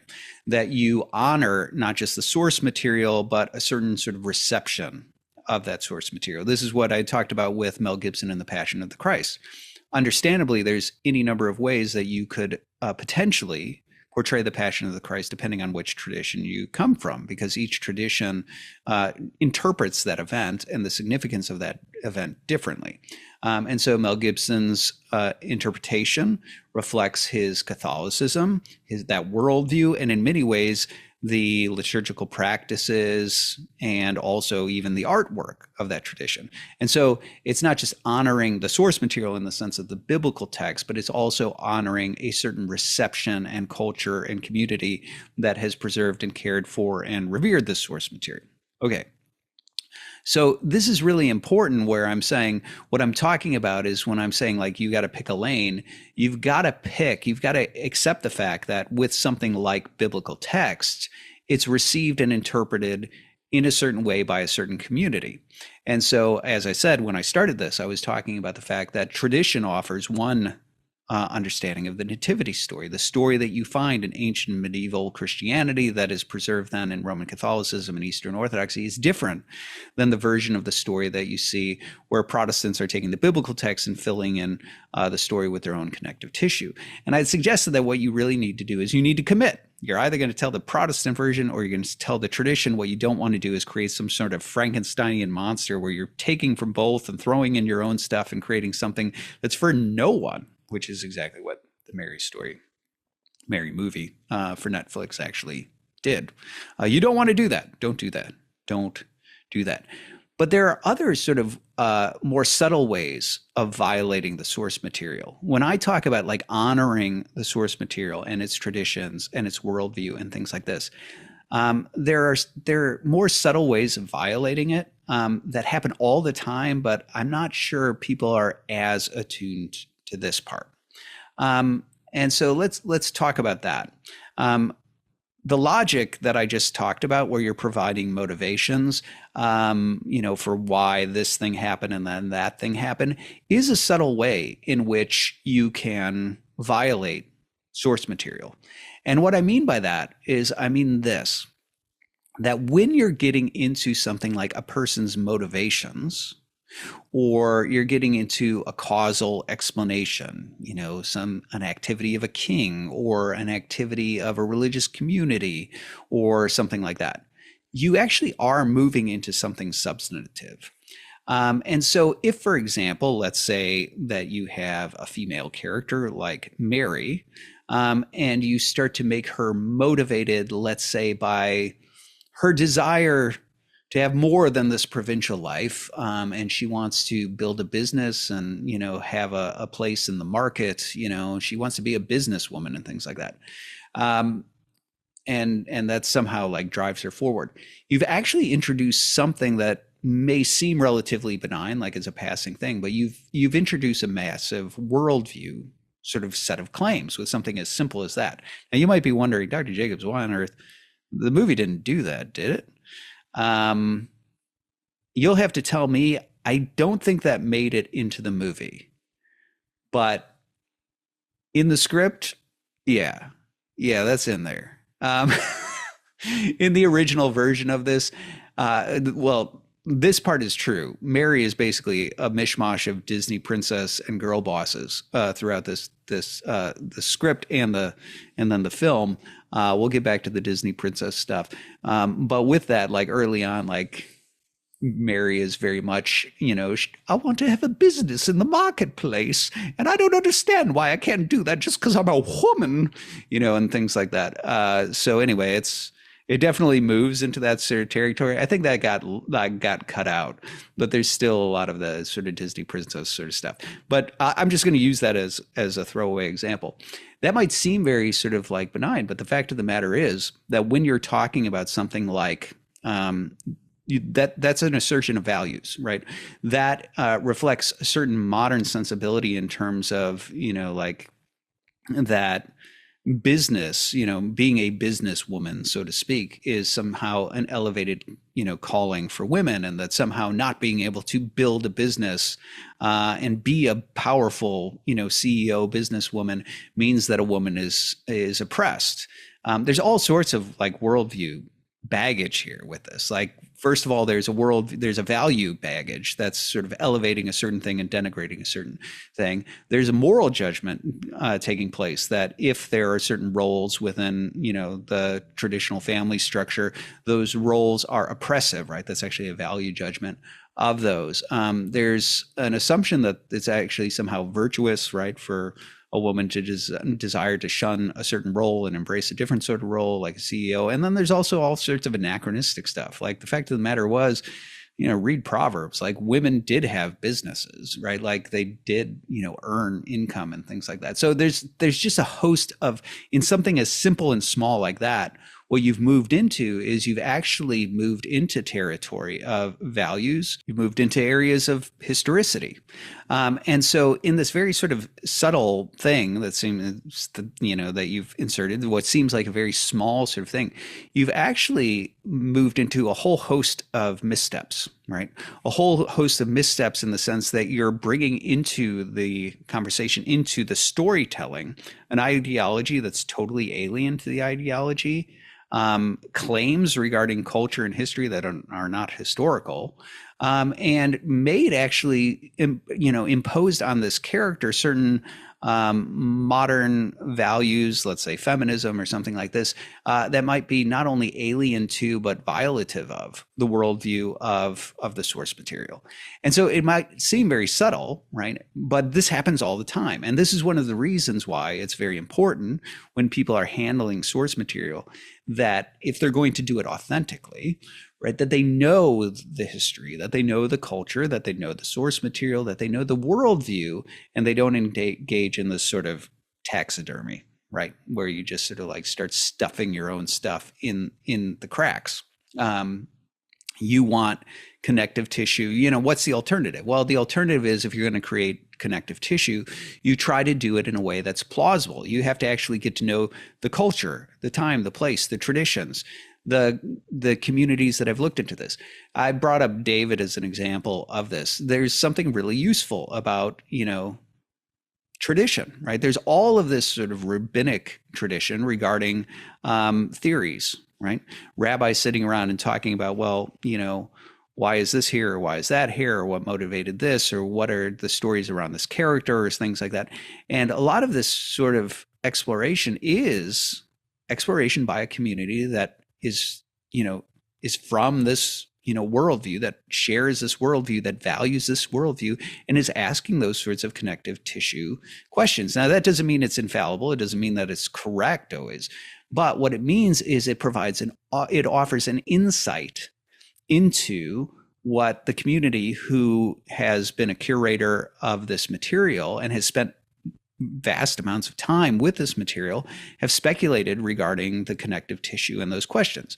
And so one of the ways to authentically deal with these things is that when you come up against these gaps, when you come up against the question of motivations, when you come up against the question of the logical connections between certain beats or causal possibilities, that the best thing to do is actually to dig into the source material, to dig into the interpreters and the readers of the source material who have spent their time and their lives devoted to it, to dig into history and things like that.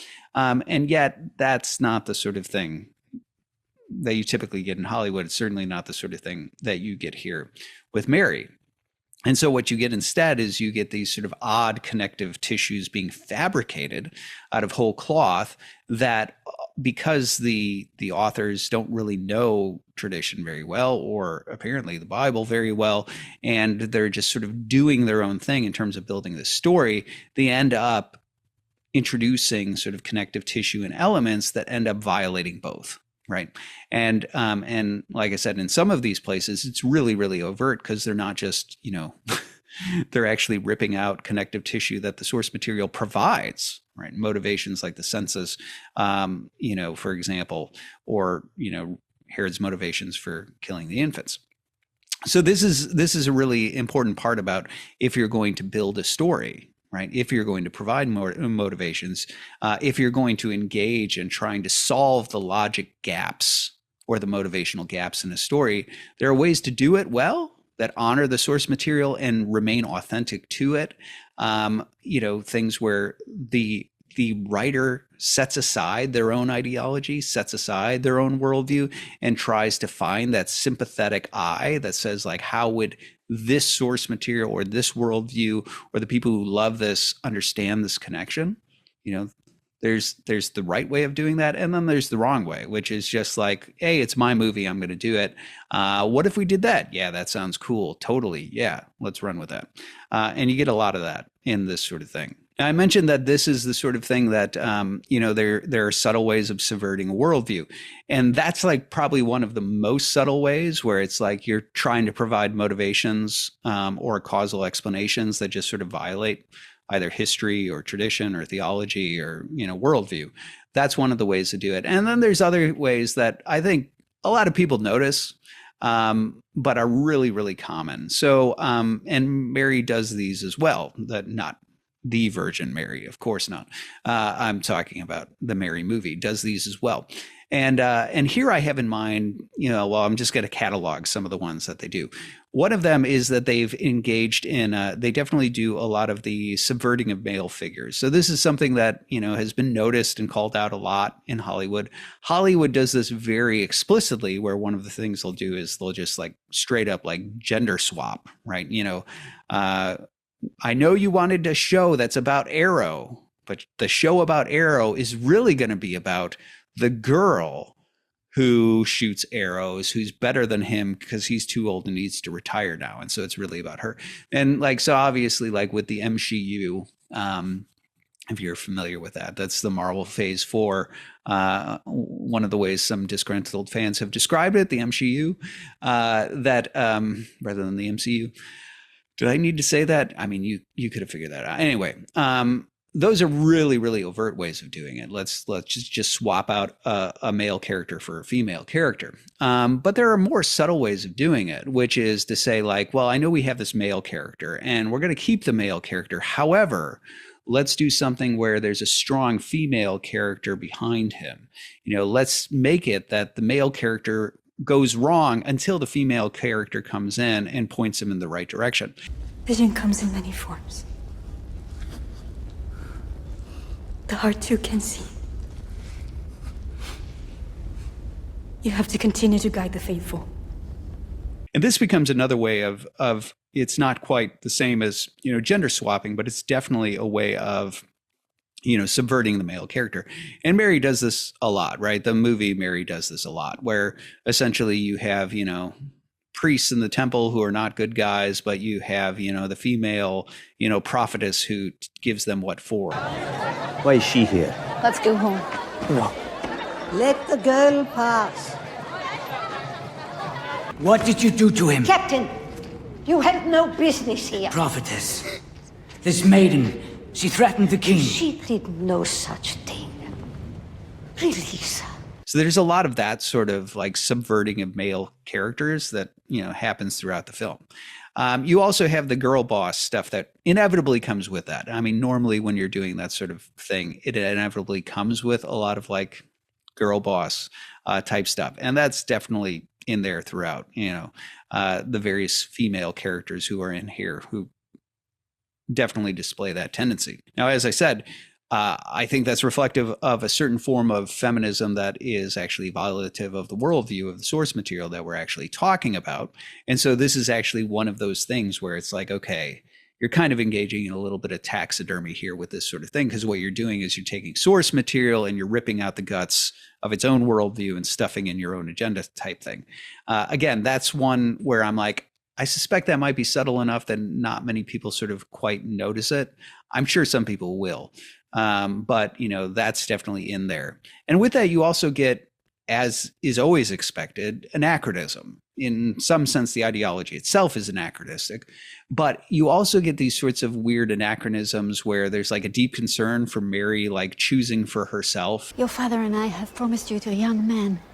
What do you mean? What, you saw me off like one of our prized steeds? It's not like that. Mother, it is like that. Right. And so you have Joachim getting his hand slapped by Anna because, you know, who is he to speak for her? How can you speak for her like How that? can I speak for her? I'm her father. And we decided this We is a didn't stranger. decide. You decide. As if this like flies in the ancient world when you're talking about a young girl and betrothal and dedicating to the temple and things like that. It's totally anachronistic and has no place in the story. And yet, it's this modern sensibility that, unlike in a world where there are arranged marriages and marriages of utility and all these sorts of things, in American culture, marriage is, for something else entirely. And it is all about let her choose for herself and things like that.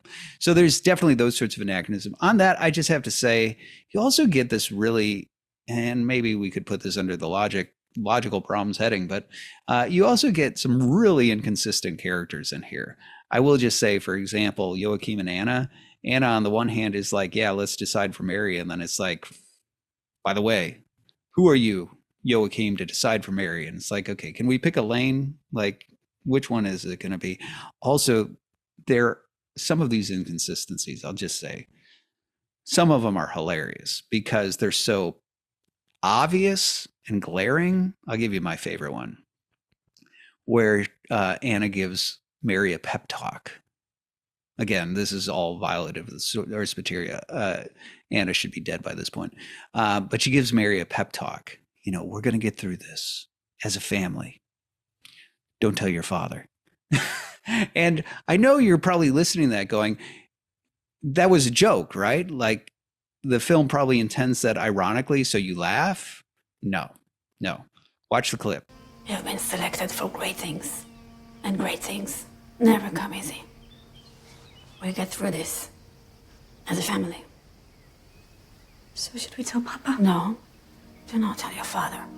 It's very clear that whoever wrote that, definitely did not notice that, boy, don't tell your father and we'll get through this all together. Might not, that might be a bit of a conflict. Anyway, there's the characters are totally inconsistent. And this, again, this sort of goes to general sort of good storytelling. You want your characters to be fully formed. You want them to be motivated. You want them to be consistent. You want them to have a character arc. That characters are cartoonish and two-dimensional when they sort of just do whatever the writers need them to do whenever they need them to do it. And for that reason, they become wildly inconsistent because, they're just chess pieces being moved around at the whim of the writer. And you get a lot of that in this sort of film with the writing. And speaking of bad writing, there is a lot in here. I mean, the cringe in this film, there's a heck of a lot of it. Oof. So I'll just give you a few highlights here in terms of just the poor writing that comes through. There's this weird thing like with Gabriel shows up, and in general, like the Gabriel and Satan stuff. I mentioned how uncomfortable and weird the Satan stuff is because it feels so unmotivated and unrelated to the story. But also Gabriel just does not land well, like how they portray Gabriel. He's just kind of really weird. And there's this one scene where Gabriel confronts Satan. And I remember reading in the script, sometimes scripts will describe something and the image that's in your head is like, oh, that's really cringy. That wouldn't work. But, once you give it to a director finds a way to make it less cringy than what's in your head. Sure, that happens. This was just as cringy as what was on the page. So I remember reading in the script that there's this confrontation between Gabriel and Satan. Satan's doing his weird like creeper thing with Mary, and then all of a sudden Gabriel shows up and he's like, Lucifer, brother. And they get this like weird staring contest where like they're warring with each other in the spiritual realm, but they're staring at each other. And somehow while they're staring at each other, you get this sense of like some battle between them. And, reading that, I'll tell you what, reading it in the script, I actually called it out as this like weird, cringy staring contest. Well, it's a weird, cringy staring contest in the film. Lucifer! Let her go, brother. Gabriel, leave here. No.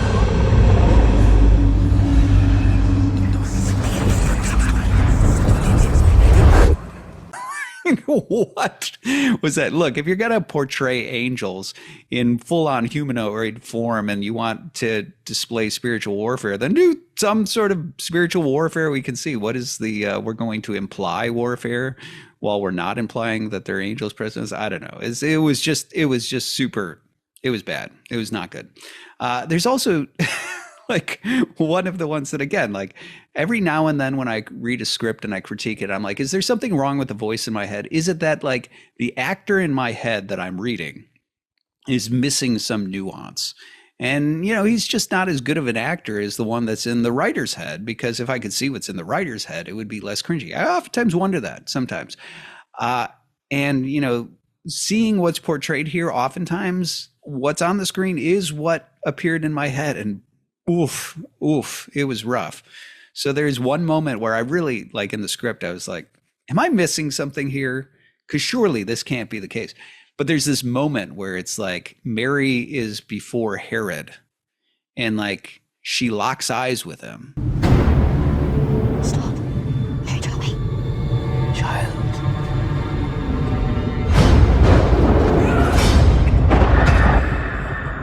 And then you cut to a Roman, guard who like grabs her. You threatened the king. Why? I didn't. What did you just do to him? Nothing, sir. I'm just a servant of the temple. Well, something tells me that's not entirely true. I was reading this. I was like, did I miss a part where she threatened him? Like, what I read is he's there, she's there, they lock eyes, he mentally goes someplace, and then that's it. Like, she never says a word to him. So, like, what's he referring to? Like, he threatened the king? She threatened the king? Well, that's what happens in the movie. Man, it's cringy. I mean, it is really cringy. Also, let's talk a little bit about the Mary and Joseph romance. Well, let's start with Mary, Disney princess, actually. So I'd mentioned that she's kind of girl bossy, much more so in the script. Some of that stuff fell away. But they also made her like a Disney princess. I joked that when I first read about her as a little girl in the script, she's in the market. She wants more than this provincial life, right? That sort of thing. And then literally it's like, oh, butterflies fly around her. And then later she's in the forest and butterflies follow her. Come on, Noan, you're too slow. You're too fast. Wait, come on. Mary?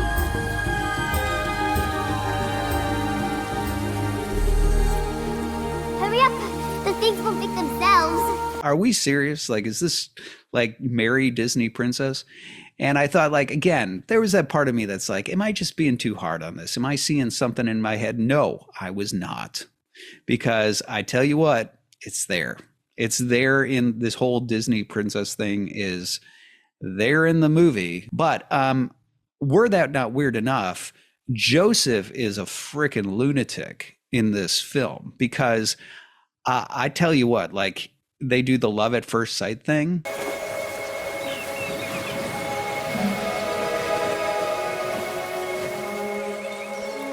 And it's like super awkward and creepy and weird, because he's just like, she's out at the river, doing what she does, singing, butterflies flying around or whatever. And he sees her across the way and he's doing this sort of like creeper following her thing. And then, she loses her scarf and he's like, let me get that for you. And out of nowhere, he breaks out of the bushes and he's falling in the river to like falling all over himself to try to get her scarf. And she's like, no. And she gets it. And there's this moment where, like, I read it in the script. I was like, are you kidding me? Where he's like, tell me your name. And she's like, I'm the daughter of Joachim, and you are crazy. Hey, wait, I can get that. Hey, I'll get that for you. Just tell me your name. I'm the daughter of Joachim of Nazareth. You're crazy. Am I in the wrong? Because, like, that line, I'm just like, whoo, like the cringe runs through me. But no, it made the cut, and try as she might, that did not work. But also, like, Joseph, it's so crazy. Okay, if you're gonna do like a love story, can we make it a real love story rather than like weird cartoonish love story? Again, totally crazy. I remember reading this scene in the script when he first shows up to like ask for Mary's hand in marriage. And I was like, they're not really going to do this, right? Like, this is just too ridiculous. They did it, which is basically he sees her by the river. He's obsessed. goes over to Joachim's house, knocks on the door. Joachim opens the door, and his first words to him are, "Can I marry your daughter?" Okay, you just saw this girl, doesn't know her name. That's it, right? And so he's like, and the exchange on the page, I'm tempted to read it to you, but like, anyway, is like, "Sir, can I marry your daughter?" "My daughter? How do you know Mary?" "Mary, that's her name." "You don't even know her name?" "I do now. There's something about her. She has this spirit."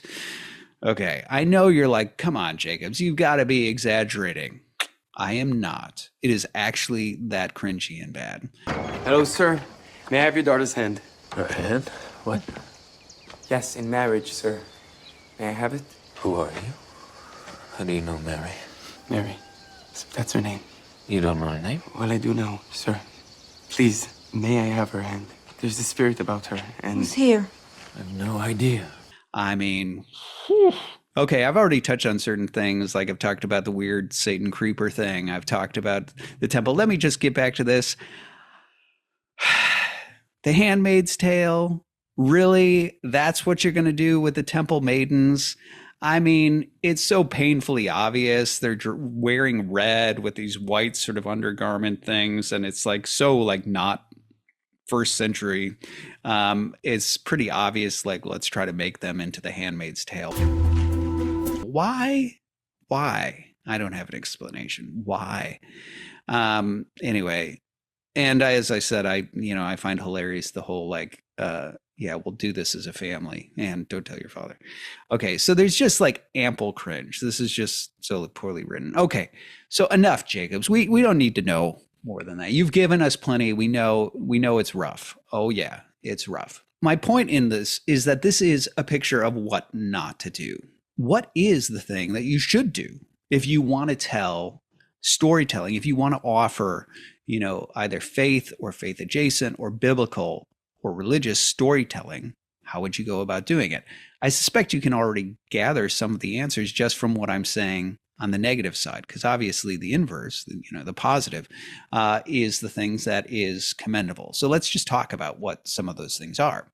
So first of all, I think it's very important that somebody goes into the story without an agenda. So remember when I was talking about propaganda, right? The key element of propaganda and how you engage in propagandistic storytelling is you say, well, this is the thing I want to say. I want to give you, I used God's Not Dead as an example. I haven't actually seen it, but, okay. But, it's like, okay, this is the thing I want to do. I want to make an argument for belief in God. Okay, that's the thing. Now, what are the arguments I want to lay out? And you lay that out. And now let's build a structure on top of that. Let's figure out a story that ends up sort of fitting that thing that I want to say. Or you could do the same thing with climate change or whatever, right? We talked about that sort of thing. I think it's essential that you move into this story first, right? So the question is, what is the story that I want to tell? And I don't mean the message. I don't mean the theme. I don't mean the argument. I don't mean the moral. I mean, what's the story, right? You're starting with a story. I think it's also critical that when you're doing that, right, you're going into it without an agenda. So notice that what I had said about Mel Gibson and the Passion of the Christ, that when telling the story of the Passion of the Christ from a Catholic perspective, somebody who's not a Catholic could hypothetically make that movie. Now, of course, that's a tall order because they'd have to know as much about Catholicism and things like that. There'd be a lot of putting yourself in check. There'd be a lot of setting aside your own worldview, delving into other stuff. But that's what it takes, right? Like, look, if you're going to do a story that's precious to people, if you're going to do deep and rich source material, that's what you're required to do. So I think it's essential that when you're telling a story, one of the things you have to ask is something like, am I telling the story in such a way that anybody would have to tell it this way? Okay. Now, here's a little caveat. I'm not suggesting that there's only one version of the movie Braveheart. Of course not. What I mean is, notice when I talked about that Catholicism is all over that. And it's all over that because it's set in a Catholic context with Catholic characters and things like that. Or something like that with the Mission. it's important to say, like, if I'm going to tell this story, am I telling it in a way that is true to the world and the worldview of these characters and things like that? So I don't know if the person who made the mission is a Jesuit, right? Or has Jesuit sympathies or not. And that's valuable, right? That's an indication that it's a well-told story, because what I realize is I'm realizing that this is really a story about these folks, right? This is a story about these people within this world, about these Jesuits, about a conflict between these two Jesuits that start to emerge when they run into, a crisis and things like that. And it doesn't really matter whether the writer is a Jesuit, whether the director is a Jesuit. It doesn't matter if they believe what those guys believe, because they're telling their story, right? And that's the key thing. The key question is, if I'm going to tell this story as a storyteller, it's important that I am a sympathetic storyteller, that I set aside my agenda, that I set aside my worldview, that I try to step into the characters and the world and the worldview of the story that I'm telling.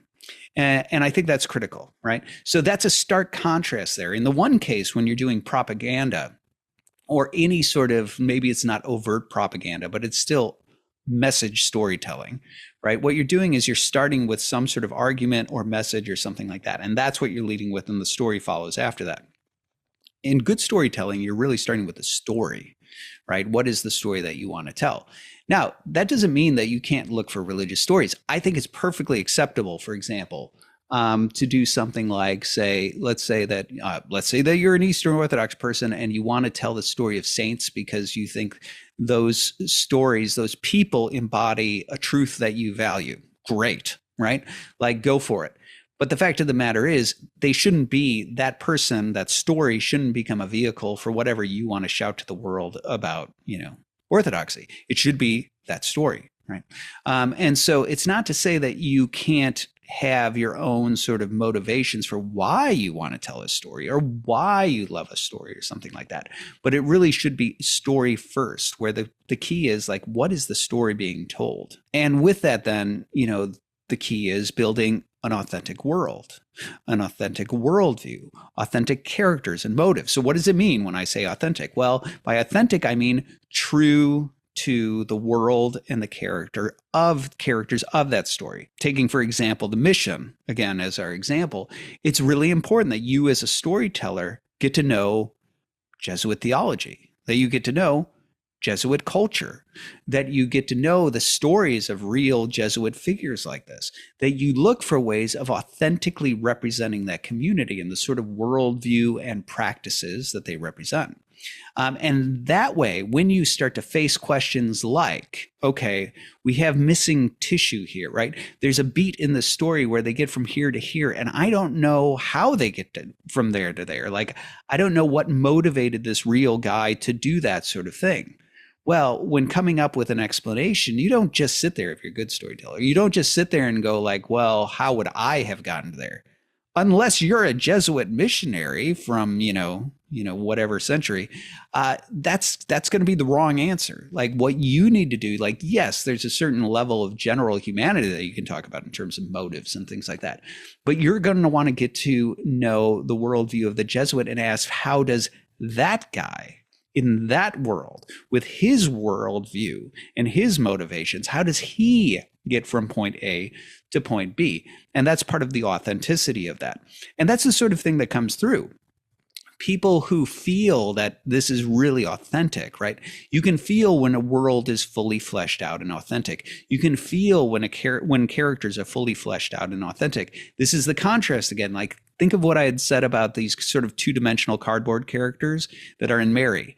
They are characters that are pure utility. They're there without being three-dimensional. They do whatever the writers want them to do whenever they need them to do that, because they're just chess pieces being moved. And for that reason, they're inconsistent. Sometimes they say this thing, then another thing, they say the exact opposite. And they're inconsistent because that's just what the writer needs somebody to do at that point. And so they're just sort of interchangeable cardboard cutouts. And you want to avoid that, right? And one of the ways in which you avoid that when you're dealing with characters is that they need to be a fully fleshed out character. They have to have a worldview. They have to have commitments. They have to have motivations and those sorts of things. Well, again, if you're going to tell a story about Spanish Jesuits, you have to actually understand Spanish Jesuits. And so this is where understanding the history of a story, right? The history, the culture of a story, understanding the commitments, the values of a story. Remember what I had said, that there's a certain type of anachronism that comes in. When all of a sudden, like third wave feminism makes its way into the mouth of somebody who lives in the 18th century, that's weird, right? Somebody in the 18th century doesn't think that way. And so this is what betrays the fact that you're not actually telling their story. You're using them as a puppet to say the thing that you want to say, right? Now they're just a mouthpiece for you. And you want to avoid that. Right. So when you're talking about this, this is what I mean, where you build out a worldview that is fully fleshed out. You build out characters that are fully fleshed out. You build out motives that are fully fleshed out. And when you tell the story, it feels authentic for that reason. And that's really important. That's the sort of thing that, when you're telling these stories, that's what you do. Now, I had mentioned this idea of like organically Christian stories. I would say that's probably the right title for the sort of thing that I strive to do. The sort of stories I'm interested in telling are stories that are organically Christian. And what I mean by organically Christian, I mean something like Braveheart or something even like The Mission. Totally fine with it being very religious, like The Mission, where you're just telling the story of Spanish Jesuits. That's fine, right? Religion is even more pervasive in that story than in something like Braveheart. And yet it still doesn't come across as propagandistic, because at the end of the day, it seems true to the characters and to the world and to the worldview that it's telling, so much so that I really don't know if the writer and director have agendas in going into this, and that's a good sign. And so I think there is such a thing. I think it's worth picking the sorts of stories you want to tell. I don't think, let me give a little bit of an aside. I don't believe that there's such a thing as neutrality, secular neutrality. And so sometimes people will they'll try to wade into the waters of saying, well, like faith-based stuff, it has an agenda. It has a worldview. It's saying something. And like stuff that's not faith, secular movies don't do that. And that's not true. Like every storyteller is saying something, right? When you tell a story, there are inevitably, if you're going to have like good guys and bad guys, there's going to be a certain value judgment. Now, you might be wrong, right? Like you could tell the story of the Nazis from the Nazi perspective and make them sort of like the thwarted, tragic heroes. And you would have to, in order to do that, you'd have to be sympathetic to their worldview, and you would have to sort of paint the world the way they saw the world, right? And you could do that. But the fact of the matter is that whenever you do tell a story, you're taking a perspective. When you have these guys are good guys and these guys are bad guys, you're actually taking a certain vantage point. You're reflecting a certain moral set, a certain moral perspective and so on. And even if you have tension within characters in terms of what's right and what's wrong, in order to feel the tension that the characters are feeling, you're going to have to, in some ways, be sympathetic to the sort of worldview that they live within in order to get to a place where you can see the tension that they're feeling, right? You need to be sympathetic to the worldview. And so I don't believe in this whole idea that somehow there are stories that are just stories and like there's no worldview underneath it and they're not saying anything and they don't have a vantage point and things like that. That's not true. I think all storytelling takes vantage points. All storytelling does take positions and things like that. So I don't think that's the issue. The issue isn't like don't have anything to say. Like that's crazy, right? Like that's not what I'm advocating. But what I will say is make sure that your primary concern is telling a story. And so for that reason, when you're selecting your stories, what you're looking for are what are the stories that reflect my values? What are the stories that reflect the things that I care about? What are the stories that I really see as like conveying some sort of truth that I think, people should hear, right? Those are the sorts of things where you're looking at the story first. What you're not doing is you're not starting with, like, this is the thing, right? You're looking at the stories to say, what are the stories that are conveying something that I care about, that convey the values, the worldview, truths, that I care about, or even hypothetically, lay out problems that I think are real problems to be wrestled with, right? Or challenges that people face that are real things to be wrestled with. It doesn't always have to be definitive. I don't think the mission, for example, for all that it does in terms of presenting a tension between like pacifism and activism, I don't think it actually answers who's in the right and who's in the wrong in that one, right? You get to the point of tension between the characters, and the characters make their choices, but I don't think the film actually passes judgment on like what was the right thing to do there. And so stories can also present a dilemma and leave it to the audience to make those sort of final determinations and things like that. But the point is that at the end of the day, what you're really looking for is the story first, and then telling that story in an authentic way. Okay, so I've talked about, that it's story first, it's not agenda driven, that the way in which the story is fleshed out in a way that's authentic, where it's true to the world, it's true to the worldview, it's fully orbed characters that are true to the characters who live in that world and have that worldview, and that you're avoiding this sort of propagandistic approach of message first and then story or something like that. Also, let me give a little bit of note on depth. I talked about sort of like these deeper worldviews. One of the things that I think is really valuable, one of the things that's oftentimes missed, is that I think depth in storytelling is something that can be felt, right? When something is deeply layered, when there are layers to a world or to characters or to a story, it comes through and you feel it. Tolkien is a great example of this. I think Tolkien is well enough known at this point that we all know that he was a linguist. We all know that he spent years and years and years and years and years of his life building out this lore.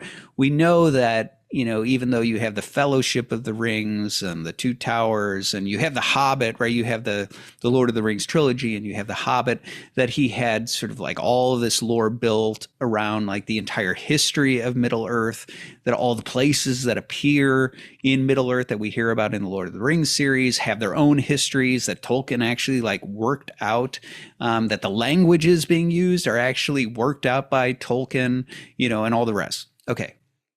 You feel that, right? That comes through. Tolkien is not, when he introduces you to, the Riders of Rohan, they're not just a cardboard, well, I just need like some soldiers who ride horses. We'll just say that they're horsemen and they live over in this area. And, and basically everything that Tolkien thinks about Rohan can be written, in a single paragraph. And that's everything that he's working off of. That gets you a very two-dimensional sort of people group there in this sort of story. You don't get that, right? Tolkien is just sort of layered and layered and layered, where you're like, man, there's a whole history here. There's whole languages here. There's whole cultures here. There's myths here. People are referencing stuff that I don't know what they're referencing, but I gather that it's related to all this other stuff that's sitting in the background. You feel that depth, right? That comes through. And I think, with somebody like C.S. Lewis, and let's take something that has less depth, which is like the Narnia Chronicles. Now, I know that people might be upset because it's like, well, come on, it's C.S. Lewis. He's great. Lewis is great. Anybody who's listened to me knows that I think, Lewis is really great. But no one could possibly suggest, not even Lewis himself would suggest, that the world of the Narnia Chronicles was as deeply fleshed out and nuanced and layered as Tolkien's world. Now, the fact of the matter is, you might be of the mind where you go like, but wait a second, when I read Narnia, I still get rich, nuance, depth, and insight, and so on. I agree, you do. But the nuance and the depth is not actually related to the world. It's not because, Lewis went through like the multiple ages, of Narnia and has like this fully fleshed out history the way Tolkien does. The nuance and depth that you encounter in Narnia is Lewis's own worldview. So this is something that I think a lot of people don't realize about Lewis. I think they feel it, they recognize it, but they don't like recognize it, which is that a lot of what makes Lewis's writing, his storytelling interesting whenever he tells a story is his narration. If you strip away the narration and you just see like this person did this thing and this person did this thing and that person said that thing, a lot of the depth just disappears, because so often Lewis as a storyteller is sitting there talking to you about what's going on in the person's head. They feel this thing and their mind begins to race, and that becomes like him going off into a whole aside about philosophy and theology. I think, for example, in Paralandra, which is part of Lewis's space trilogy. If you haven't read it, read it. It's fantastic. But there's a point where you have like the green lady who's basically kind of like an Eve character, although Lewis wants to say that she's not exactly Eve, but read the book. So you have this sort of Eve character, and then you have a demonic character who shows up and tempts her. And then you have this third character who's an observer, who comes from Earth, who actually is observing this and recognizes the uncanny parallel with Eden and feels the weight of that. Well, there's this moment where he's like these moments where he's navigating, you know, as part of this trio, right? This woman and this demonic figure in himself. He's trying to keep her from falling into sin and things like that. The events, the actual events of what the characters do in that, you know, sequence is actually relatively limited, but it's very engaging and it's very interesting and it's very deep and it's very nuanced. But all the nuance is Lewis talking through what the character, Ransom is his name, the character from Earth, all of the stuff that he's dealing with, running through, thinking about like predestination and free will and fate and the unfairness of this situation and, you know, the weight of this entire cosmos resting on his shoulders and trying to prevent her from sin, all this sort of stuff. That's where Lewis, so much of Lewis's depth comes in. You know, when he talks about in the Narnia books, when Aslan begins to sing the world into being, this happens in the Magician's Nephew. You end up, I think that's where it is. Yep. Where what happens, Aslan begins to sing the world into being. There's this whole fascinating aside where Lewis is going into describing what's happening. Now, what's interesting about what he's describing, he's actually describing his sort of like Christian Neoplatonism, because he's talking about the way in which Aslan is singing and things are coming into being. And it's almost as if there's certain archetypal ideas that are in his head. And, you know, it's almost as if as he thinks of things and then sings them, that they were manifesting outside of. Lewis is here describing for kids like Christian Neoplatonism. I hate to call it that, but see my lectures on go see The Most Important Question and other things like My Case for Realism and things like that, where I talk about realism, but I'll use for shorthand Lewis's Christian Neoplatonism. Anyway, the point is to say that so much of what is deep and rich about Lewis is not actually the story or the world of the story. It's the overlay of his commentary and his narration, where he's introducing through story people to all sorts of nuances about theology and philosophy and things like that. Now, now and then you do have certain stories like The Great Divorce, where because so much of it happens in dialogues, you end up getting a lot of theology out of the mouths of the characters. But most of the time, the depth and nuance of what Lewis is doing is in the sort of meta layer of the commentary about the worldview, about the happenings, about the theology and things like that. So my point in that is to say that, like, yes, Lewis is deep and rich and layered, but the depth is all in that overlay of his narration. Whereas Tolkien, it's the world itself that is layer upon layer upon layer that seems to go on endlessly. Now, the reason I bring that up is because I think you can feel that, right? You can feel the difference between, say, somebody telling a story about talking animals and C.S. Lewis. Why? Because they're telling a story about talking animals, and there's not the level of philosophical and theological depth that you have with Lewis when Lewis is telling the story, and he's sort of telling on top of this all of this nuanced philosophy and theology. With Tolkien, right? We all encounter fantasy, but not all fantasy feels as deep and rich as Tolkien's world. Why? Well, because a lot of those worlds are not as deep and rich as Tolkien's world. Now, one of the questions that I think is an interesting question is just a general sort of media question, which is to say, is this just sort of an inevitable limitation of certain storytelling mediums? I will say, I do think there's a very real challenge in adapting C.S. Lewis to screen, to film, because where I see his greatest depth, where I think he really thrives, is in that surface layer. And so many of the stories he tells, I'm sorry, not the surface layer, the sort of meta layer, the narration layer. Because I think when you're translating that into a film, you have to remove that layer and just deal with the actions and the words of the characters. That creates a natural challenge for retaining the depth of Lewis when telling the story, because all you're left with is the characters in the world and the events. So you would have to engage in something like creating a narrator who's reflecting back on this in order to bring that layer back in. Or you'd have to do a movie like The Great Divorce or something like that, where you actually do already have it woven more into the fabric of the story. But I think Lewis is really sort of difficult to adapt for that reason. With Tolkien, I think it's very difficult to get that, if not impossible. I mean, to get that level of depth that Tolkien has. I mean, that is an exceedingly rare level of depth and storytelling, sort of the extent to which Tolkien built his world. But here's what I would give, where I would give high praise to somebody like Peter Jackson. If you've ever watched the behind the scenes, like the making of the original Lord of the Rings, it's fantastic. I got way back when I got the like multi-disc behind the scenes, extended editions, whatever. And I watched all of that behind the scenes stuff, the hours and hours and hours of it.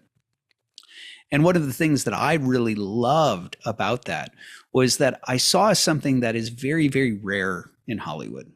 In Hollywood, for all of the money that gets spent on a movie, it's still really tight budgets, right? It's very expensive to get high-end cinematographers. It's very expensive to get CGI. Like these things are very expensive.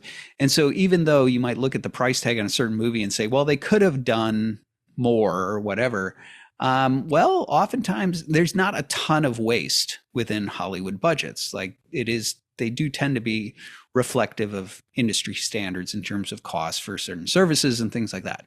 But what you saw with the Lord of the Rings series that Peter Jackson did is you saw something that was very, very rare. New Line Cinema actually did go ahead and give Jackson the latitude to build out that world in a long-term, multi-layered way that films are rarely given. So Jackson, the prep work for making the Lord of the Rings, the original series, was they had years, right? So just to take an example, Hobbiton, right? They actually built Hobbiton, we know this, but then they built it at a time that was so far out from filming that they wanted it to be overgrown. They wanted to tend to the gardens. They wanted to make it genuinely look and feel lived in, which took years. Most films can't do that. If you build a set, you build a set. You build as much as the set as you can, then you green screen the rest and fill in the rest. And, you do the best you can with different, paint and whatever else to try to make it look aged, but it's not really going to be aged because you don't have time to age it. But Jackson, they gave that time to. Similarly with like costuming. It was fascinating listening to the costume designer who like made Aragorn's outfit. And she's talking about, I was thinking through all this stuff about, well, he's going to need carrying pouches for this or for that. And she went ahead and she actually was given the time and the latitude and the budget to go ahead and do those sorts of intense nuances. So when she went through Aragorn's outfit, she was talking about like hidden pouches and things like that she put in there where you might keep this or you might keep that and so on. That's never going to show up on screen. And yet somehow what you see is like that depth and nuance comes through. They pulled in to work with the production design department, these illustrators, right? This pair of illustrators who had dedicated their lives to illustrating Tolkien. So they knew Tolkien backwards. They had spent their whole lives trying to figure out how do you visualize and portray and things like that. And Jackson recognized that. So he's like, okay, you guys have spent so much time in the source material. You're part of the culture that preserves it. Let's bring you in and let's talk with you about, why you portrayed it this way and all this sort of stuff. And they worked with the production design department. And with that, what you start to get is you get that each culture, they're thinking through things like, okay, Tolkien really thought through how, the dwarves, what their language is like. And then with that, because it's very angular, their architecture should be very much that way. Their weapons should be very much that way. And so it was highly thought through, where there was a genuine world and a culture that was sort of dug into here. My point in all of this is that even though no filmmaker could possibly give the depth to a world or to a story that Tolkien did, what you saw with Peter Jackson is you felt that depth. You felt that depth that comes through in a different way than when Hollywood is just sort of racing ahead and trying to, do CGI or, quick build out sets and make them look age. When you do the level of prep work and care and worldview digging that Jackson did, that comes through. And so I think that the fact of the matter is that you can get depth like that in film. It's just that Hollywood rarely gives the time and the expense necessary to do it. And if they did, I mean, Lord knows that the budget on Rings of Power should have allowed for that amount of depth. But it also matters who's in charge, right? And so somebody like Jackson very clearly did not want to engage in Hollywood taxidermy. He respected Tolkien. He considered it an honor to be entrusted with Tolkien. You can disagree with how he interprets certain characters. I know a lot of these arguments that they dislike how the decisions that Jackson made, and they think it's contrary to Tolkien and so on. Fair, you can make those arguments. But I don't think anybody, even the critics of Jackson, would suggest that Jackson didn't revere the source material and wasn't trying to be true to this. He clearly was, right? He clearly, and was very vocal about the fact that he shouldn't be in here telling what he wants to tell. He's telling Tolkien's story. He's not building his own world. He's building, Tolkien's world. And so he was deeply concerned with bringing in scholars who were going to, help him be true to the source material, bringing in those artists who had devoted their entire lives to being, visualizing Tolkien, as well as bringing in people like folks who are aware of like armor and swords and trying to make it as authentic as possible and really build a world that is authentic. And I think that's a rare thing.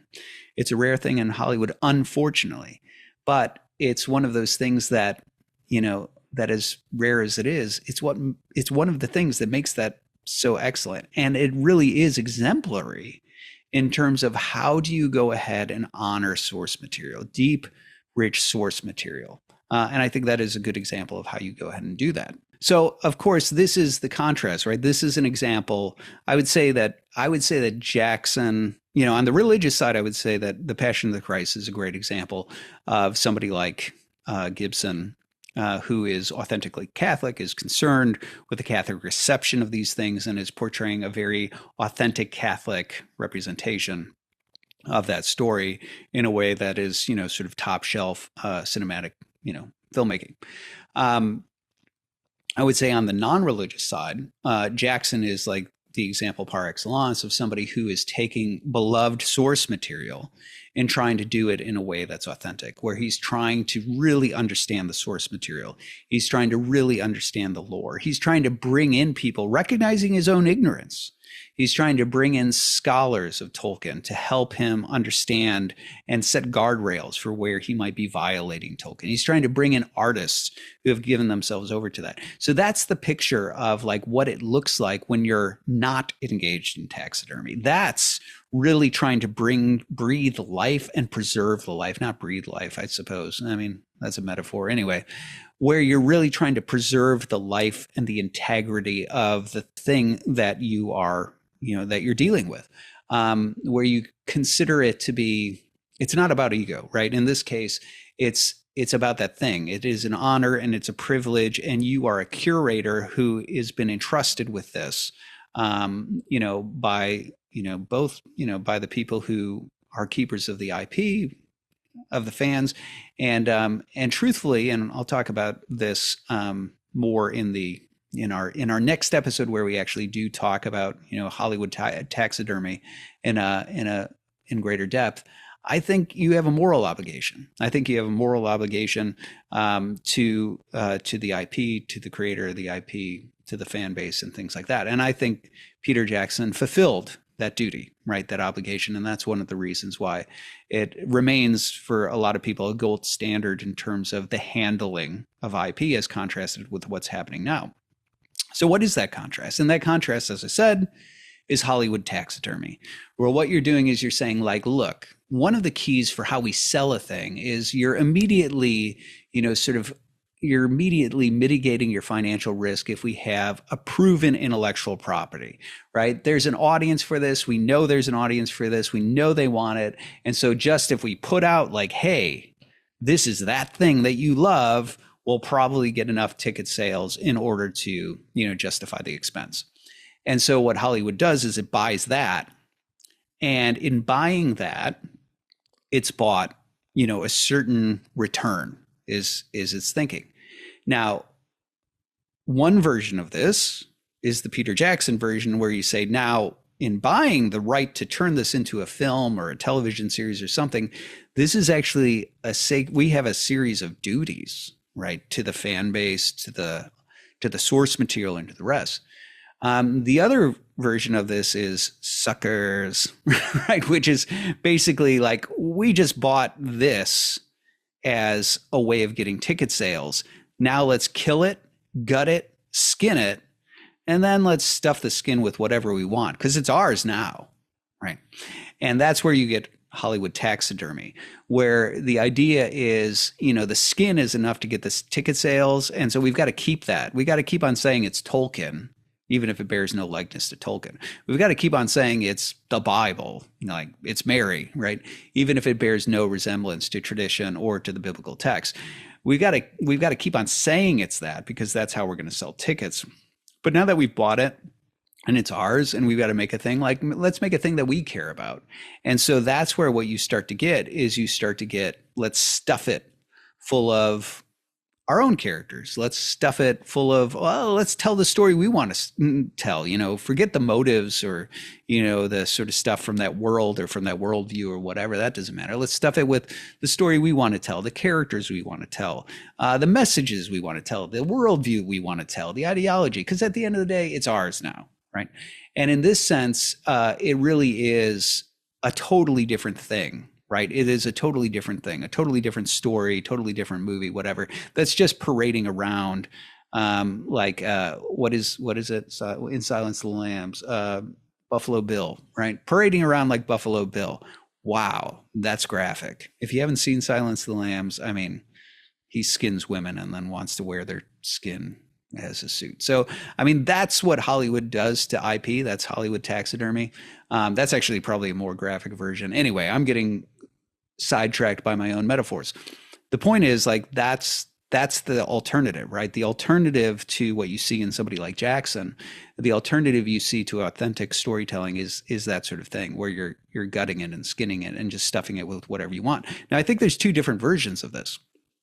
I think one version is sort of buffoonish and incidental, and this is just where you have somebody who will, take a certain IP, take a certain source material, and they don't really know the source material. They know the beats, right? Like, I've seen that this thing happens, that thing happens, there's a cool battle. Okay, yeah, I could turn that into a movie, right? They have a superficial understanding of the thing.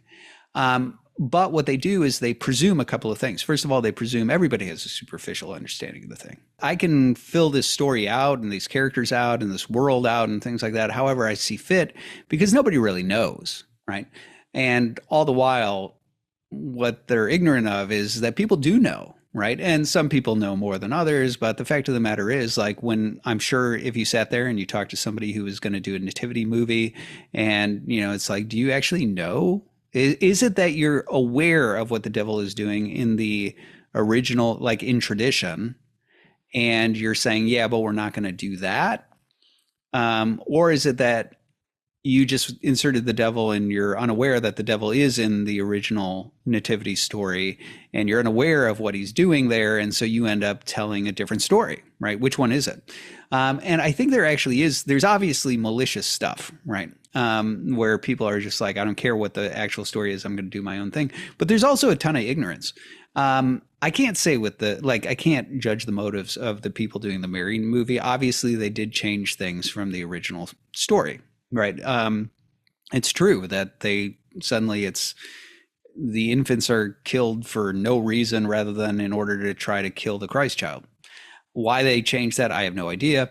But obviously they did that. So is it possible that they were aware that the devil's in the original sort of nativity story, the nativity story of tradition, and they decided to go a different route with it? I don't know. I really don't know.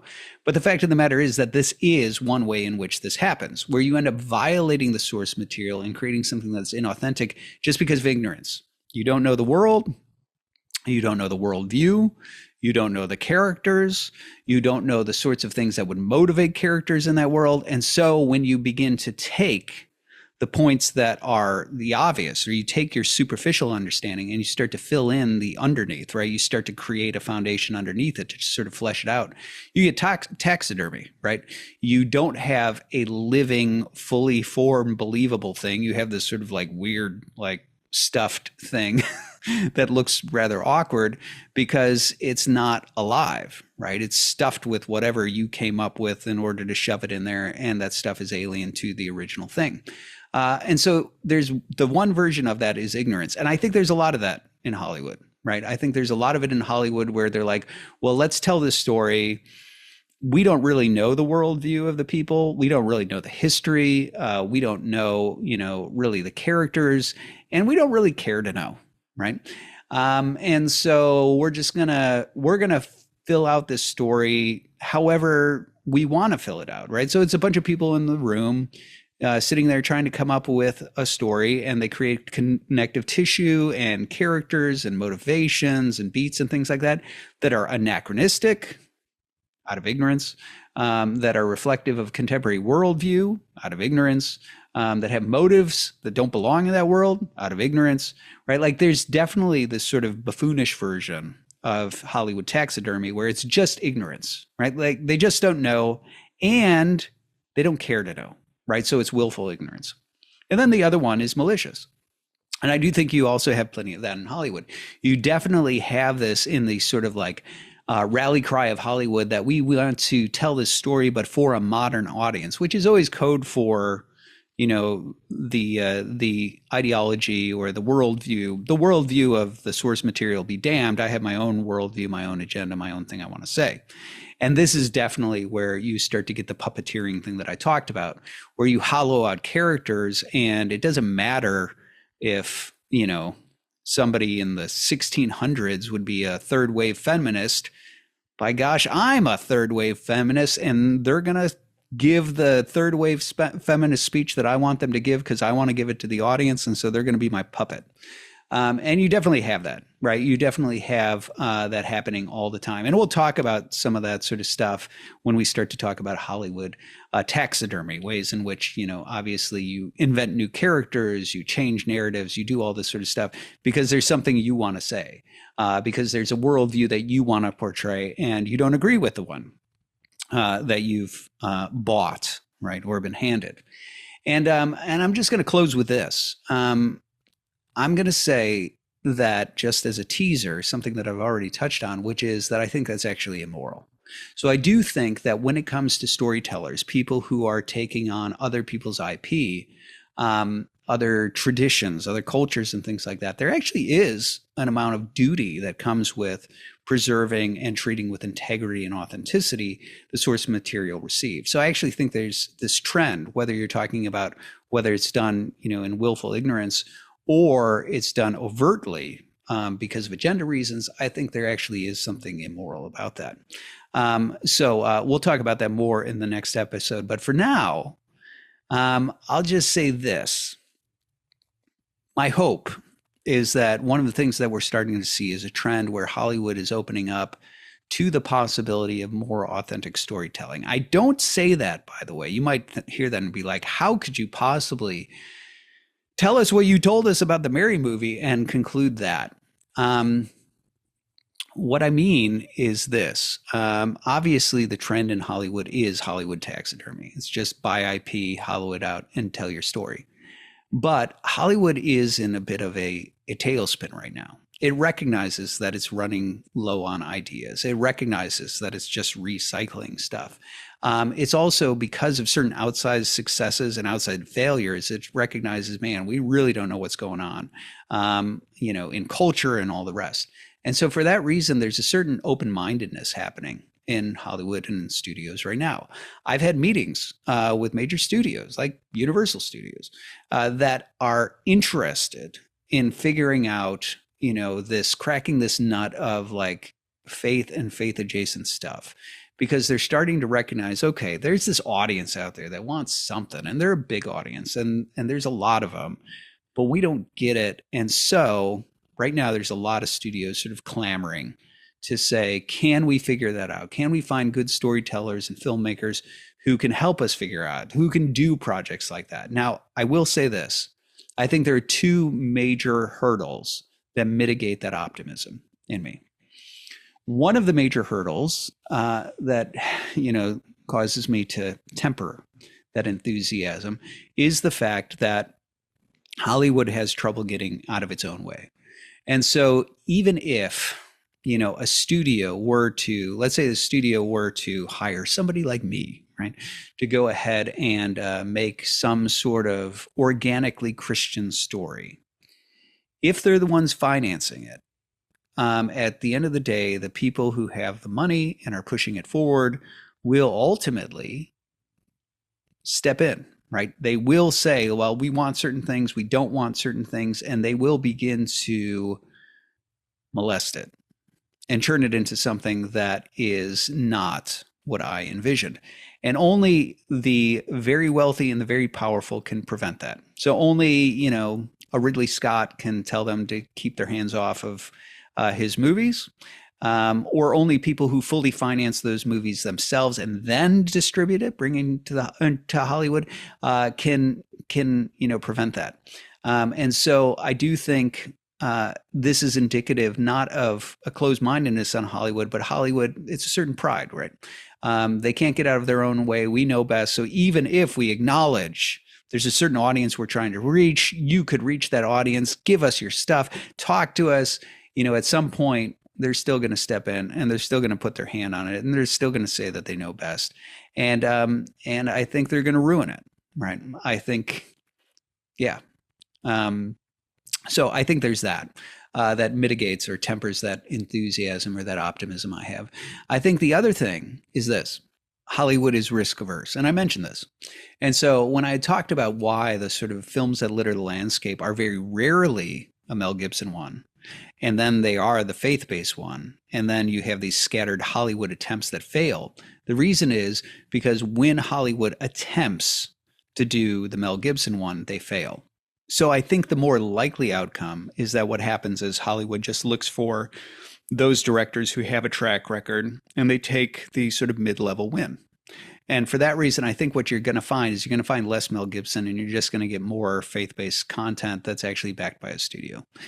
Because at the end of the day, Hollywood, rather than saying like, hey, let's take the risk and let's take the big swing and try to create this new lane that's sort of representative of the organically Christian thing, because they don't have really proof that that lane exists outside of these sort of scattered, outsized wins, the safer thing is to invest in a faith-based project. Let's find somebody who already caters that audience. Maybe it's not as big as Gibson's audience, but at least it's a win. It's a fine investment. It's safe. Let's do that. And so the risk-averse nature of Hollywood, with its inability to sort of see outside of what it can see, right? Its inability to understand the faith audience, I think also mitigates against the likelihood of them believing somebody like me, that there is this much, much, much larger audience that we can cater to if we did things in a certain way. At the end of the day, to put money on that sort of gamble is something Hollywood doesn't like to do. So they'll just take the sort of like, we'll take the base hit, right? We'll take the mid-level win. And so those two things end up making me sort of a little bit pessimistic about the idea that Hollywood, even though there's an open-mindedness, an openness to these sorts of conversations, the idea that Hollywood will end up taking away the right lesson and moving forward in the direction I hope it will, Yeah, I definitely temper those hopes. I'll say that I'm doing what I can to, make those things a reality, but, we'll see. We'll see whether I meet with success. So there you go. Those are some of my thoughts on storytelling, how to do it authentically, how to do it well. So we'll talk more about this next time when we talk about Hollywood taxidermy in the next episode. But for now, I'm going to sign off. I'm Nathan Jacobs, and this is the Nathan Jacobs Podcast.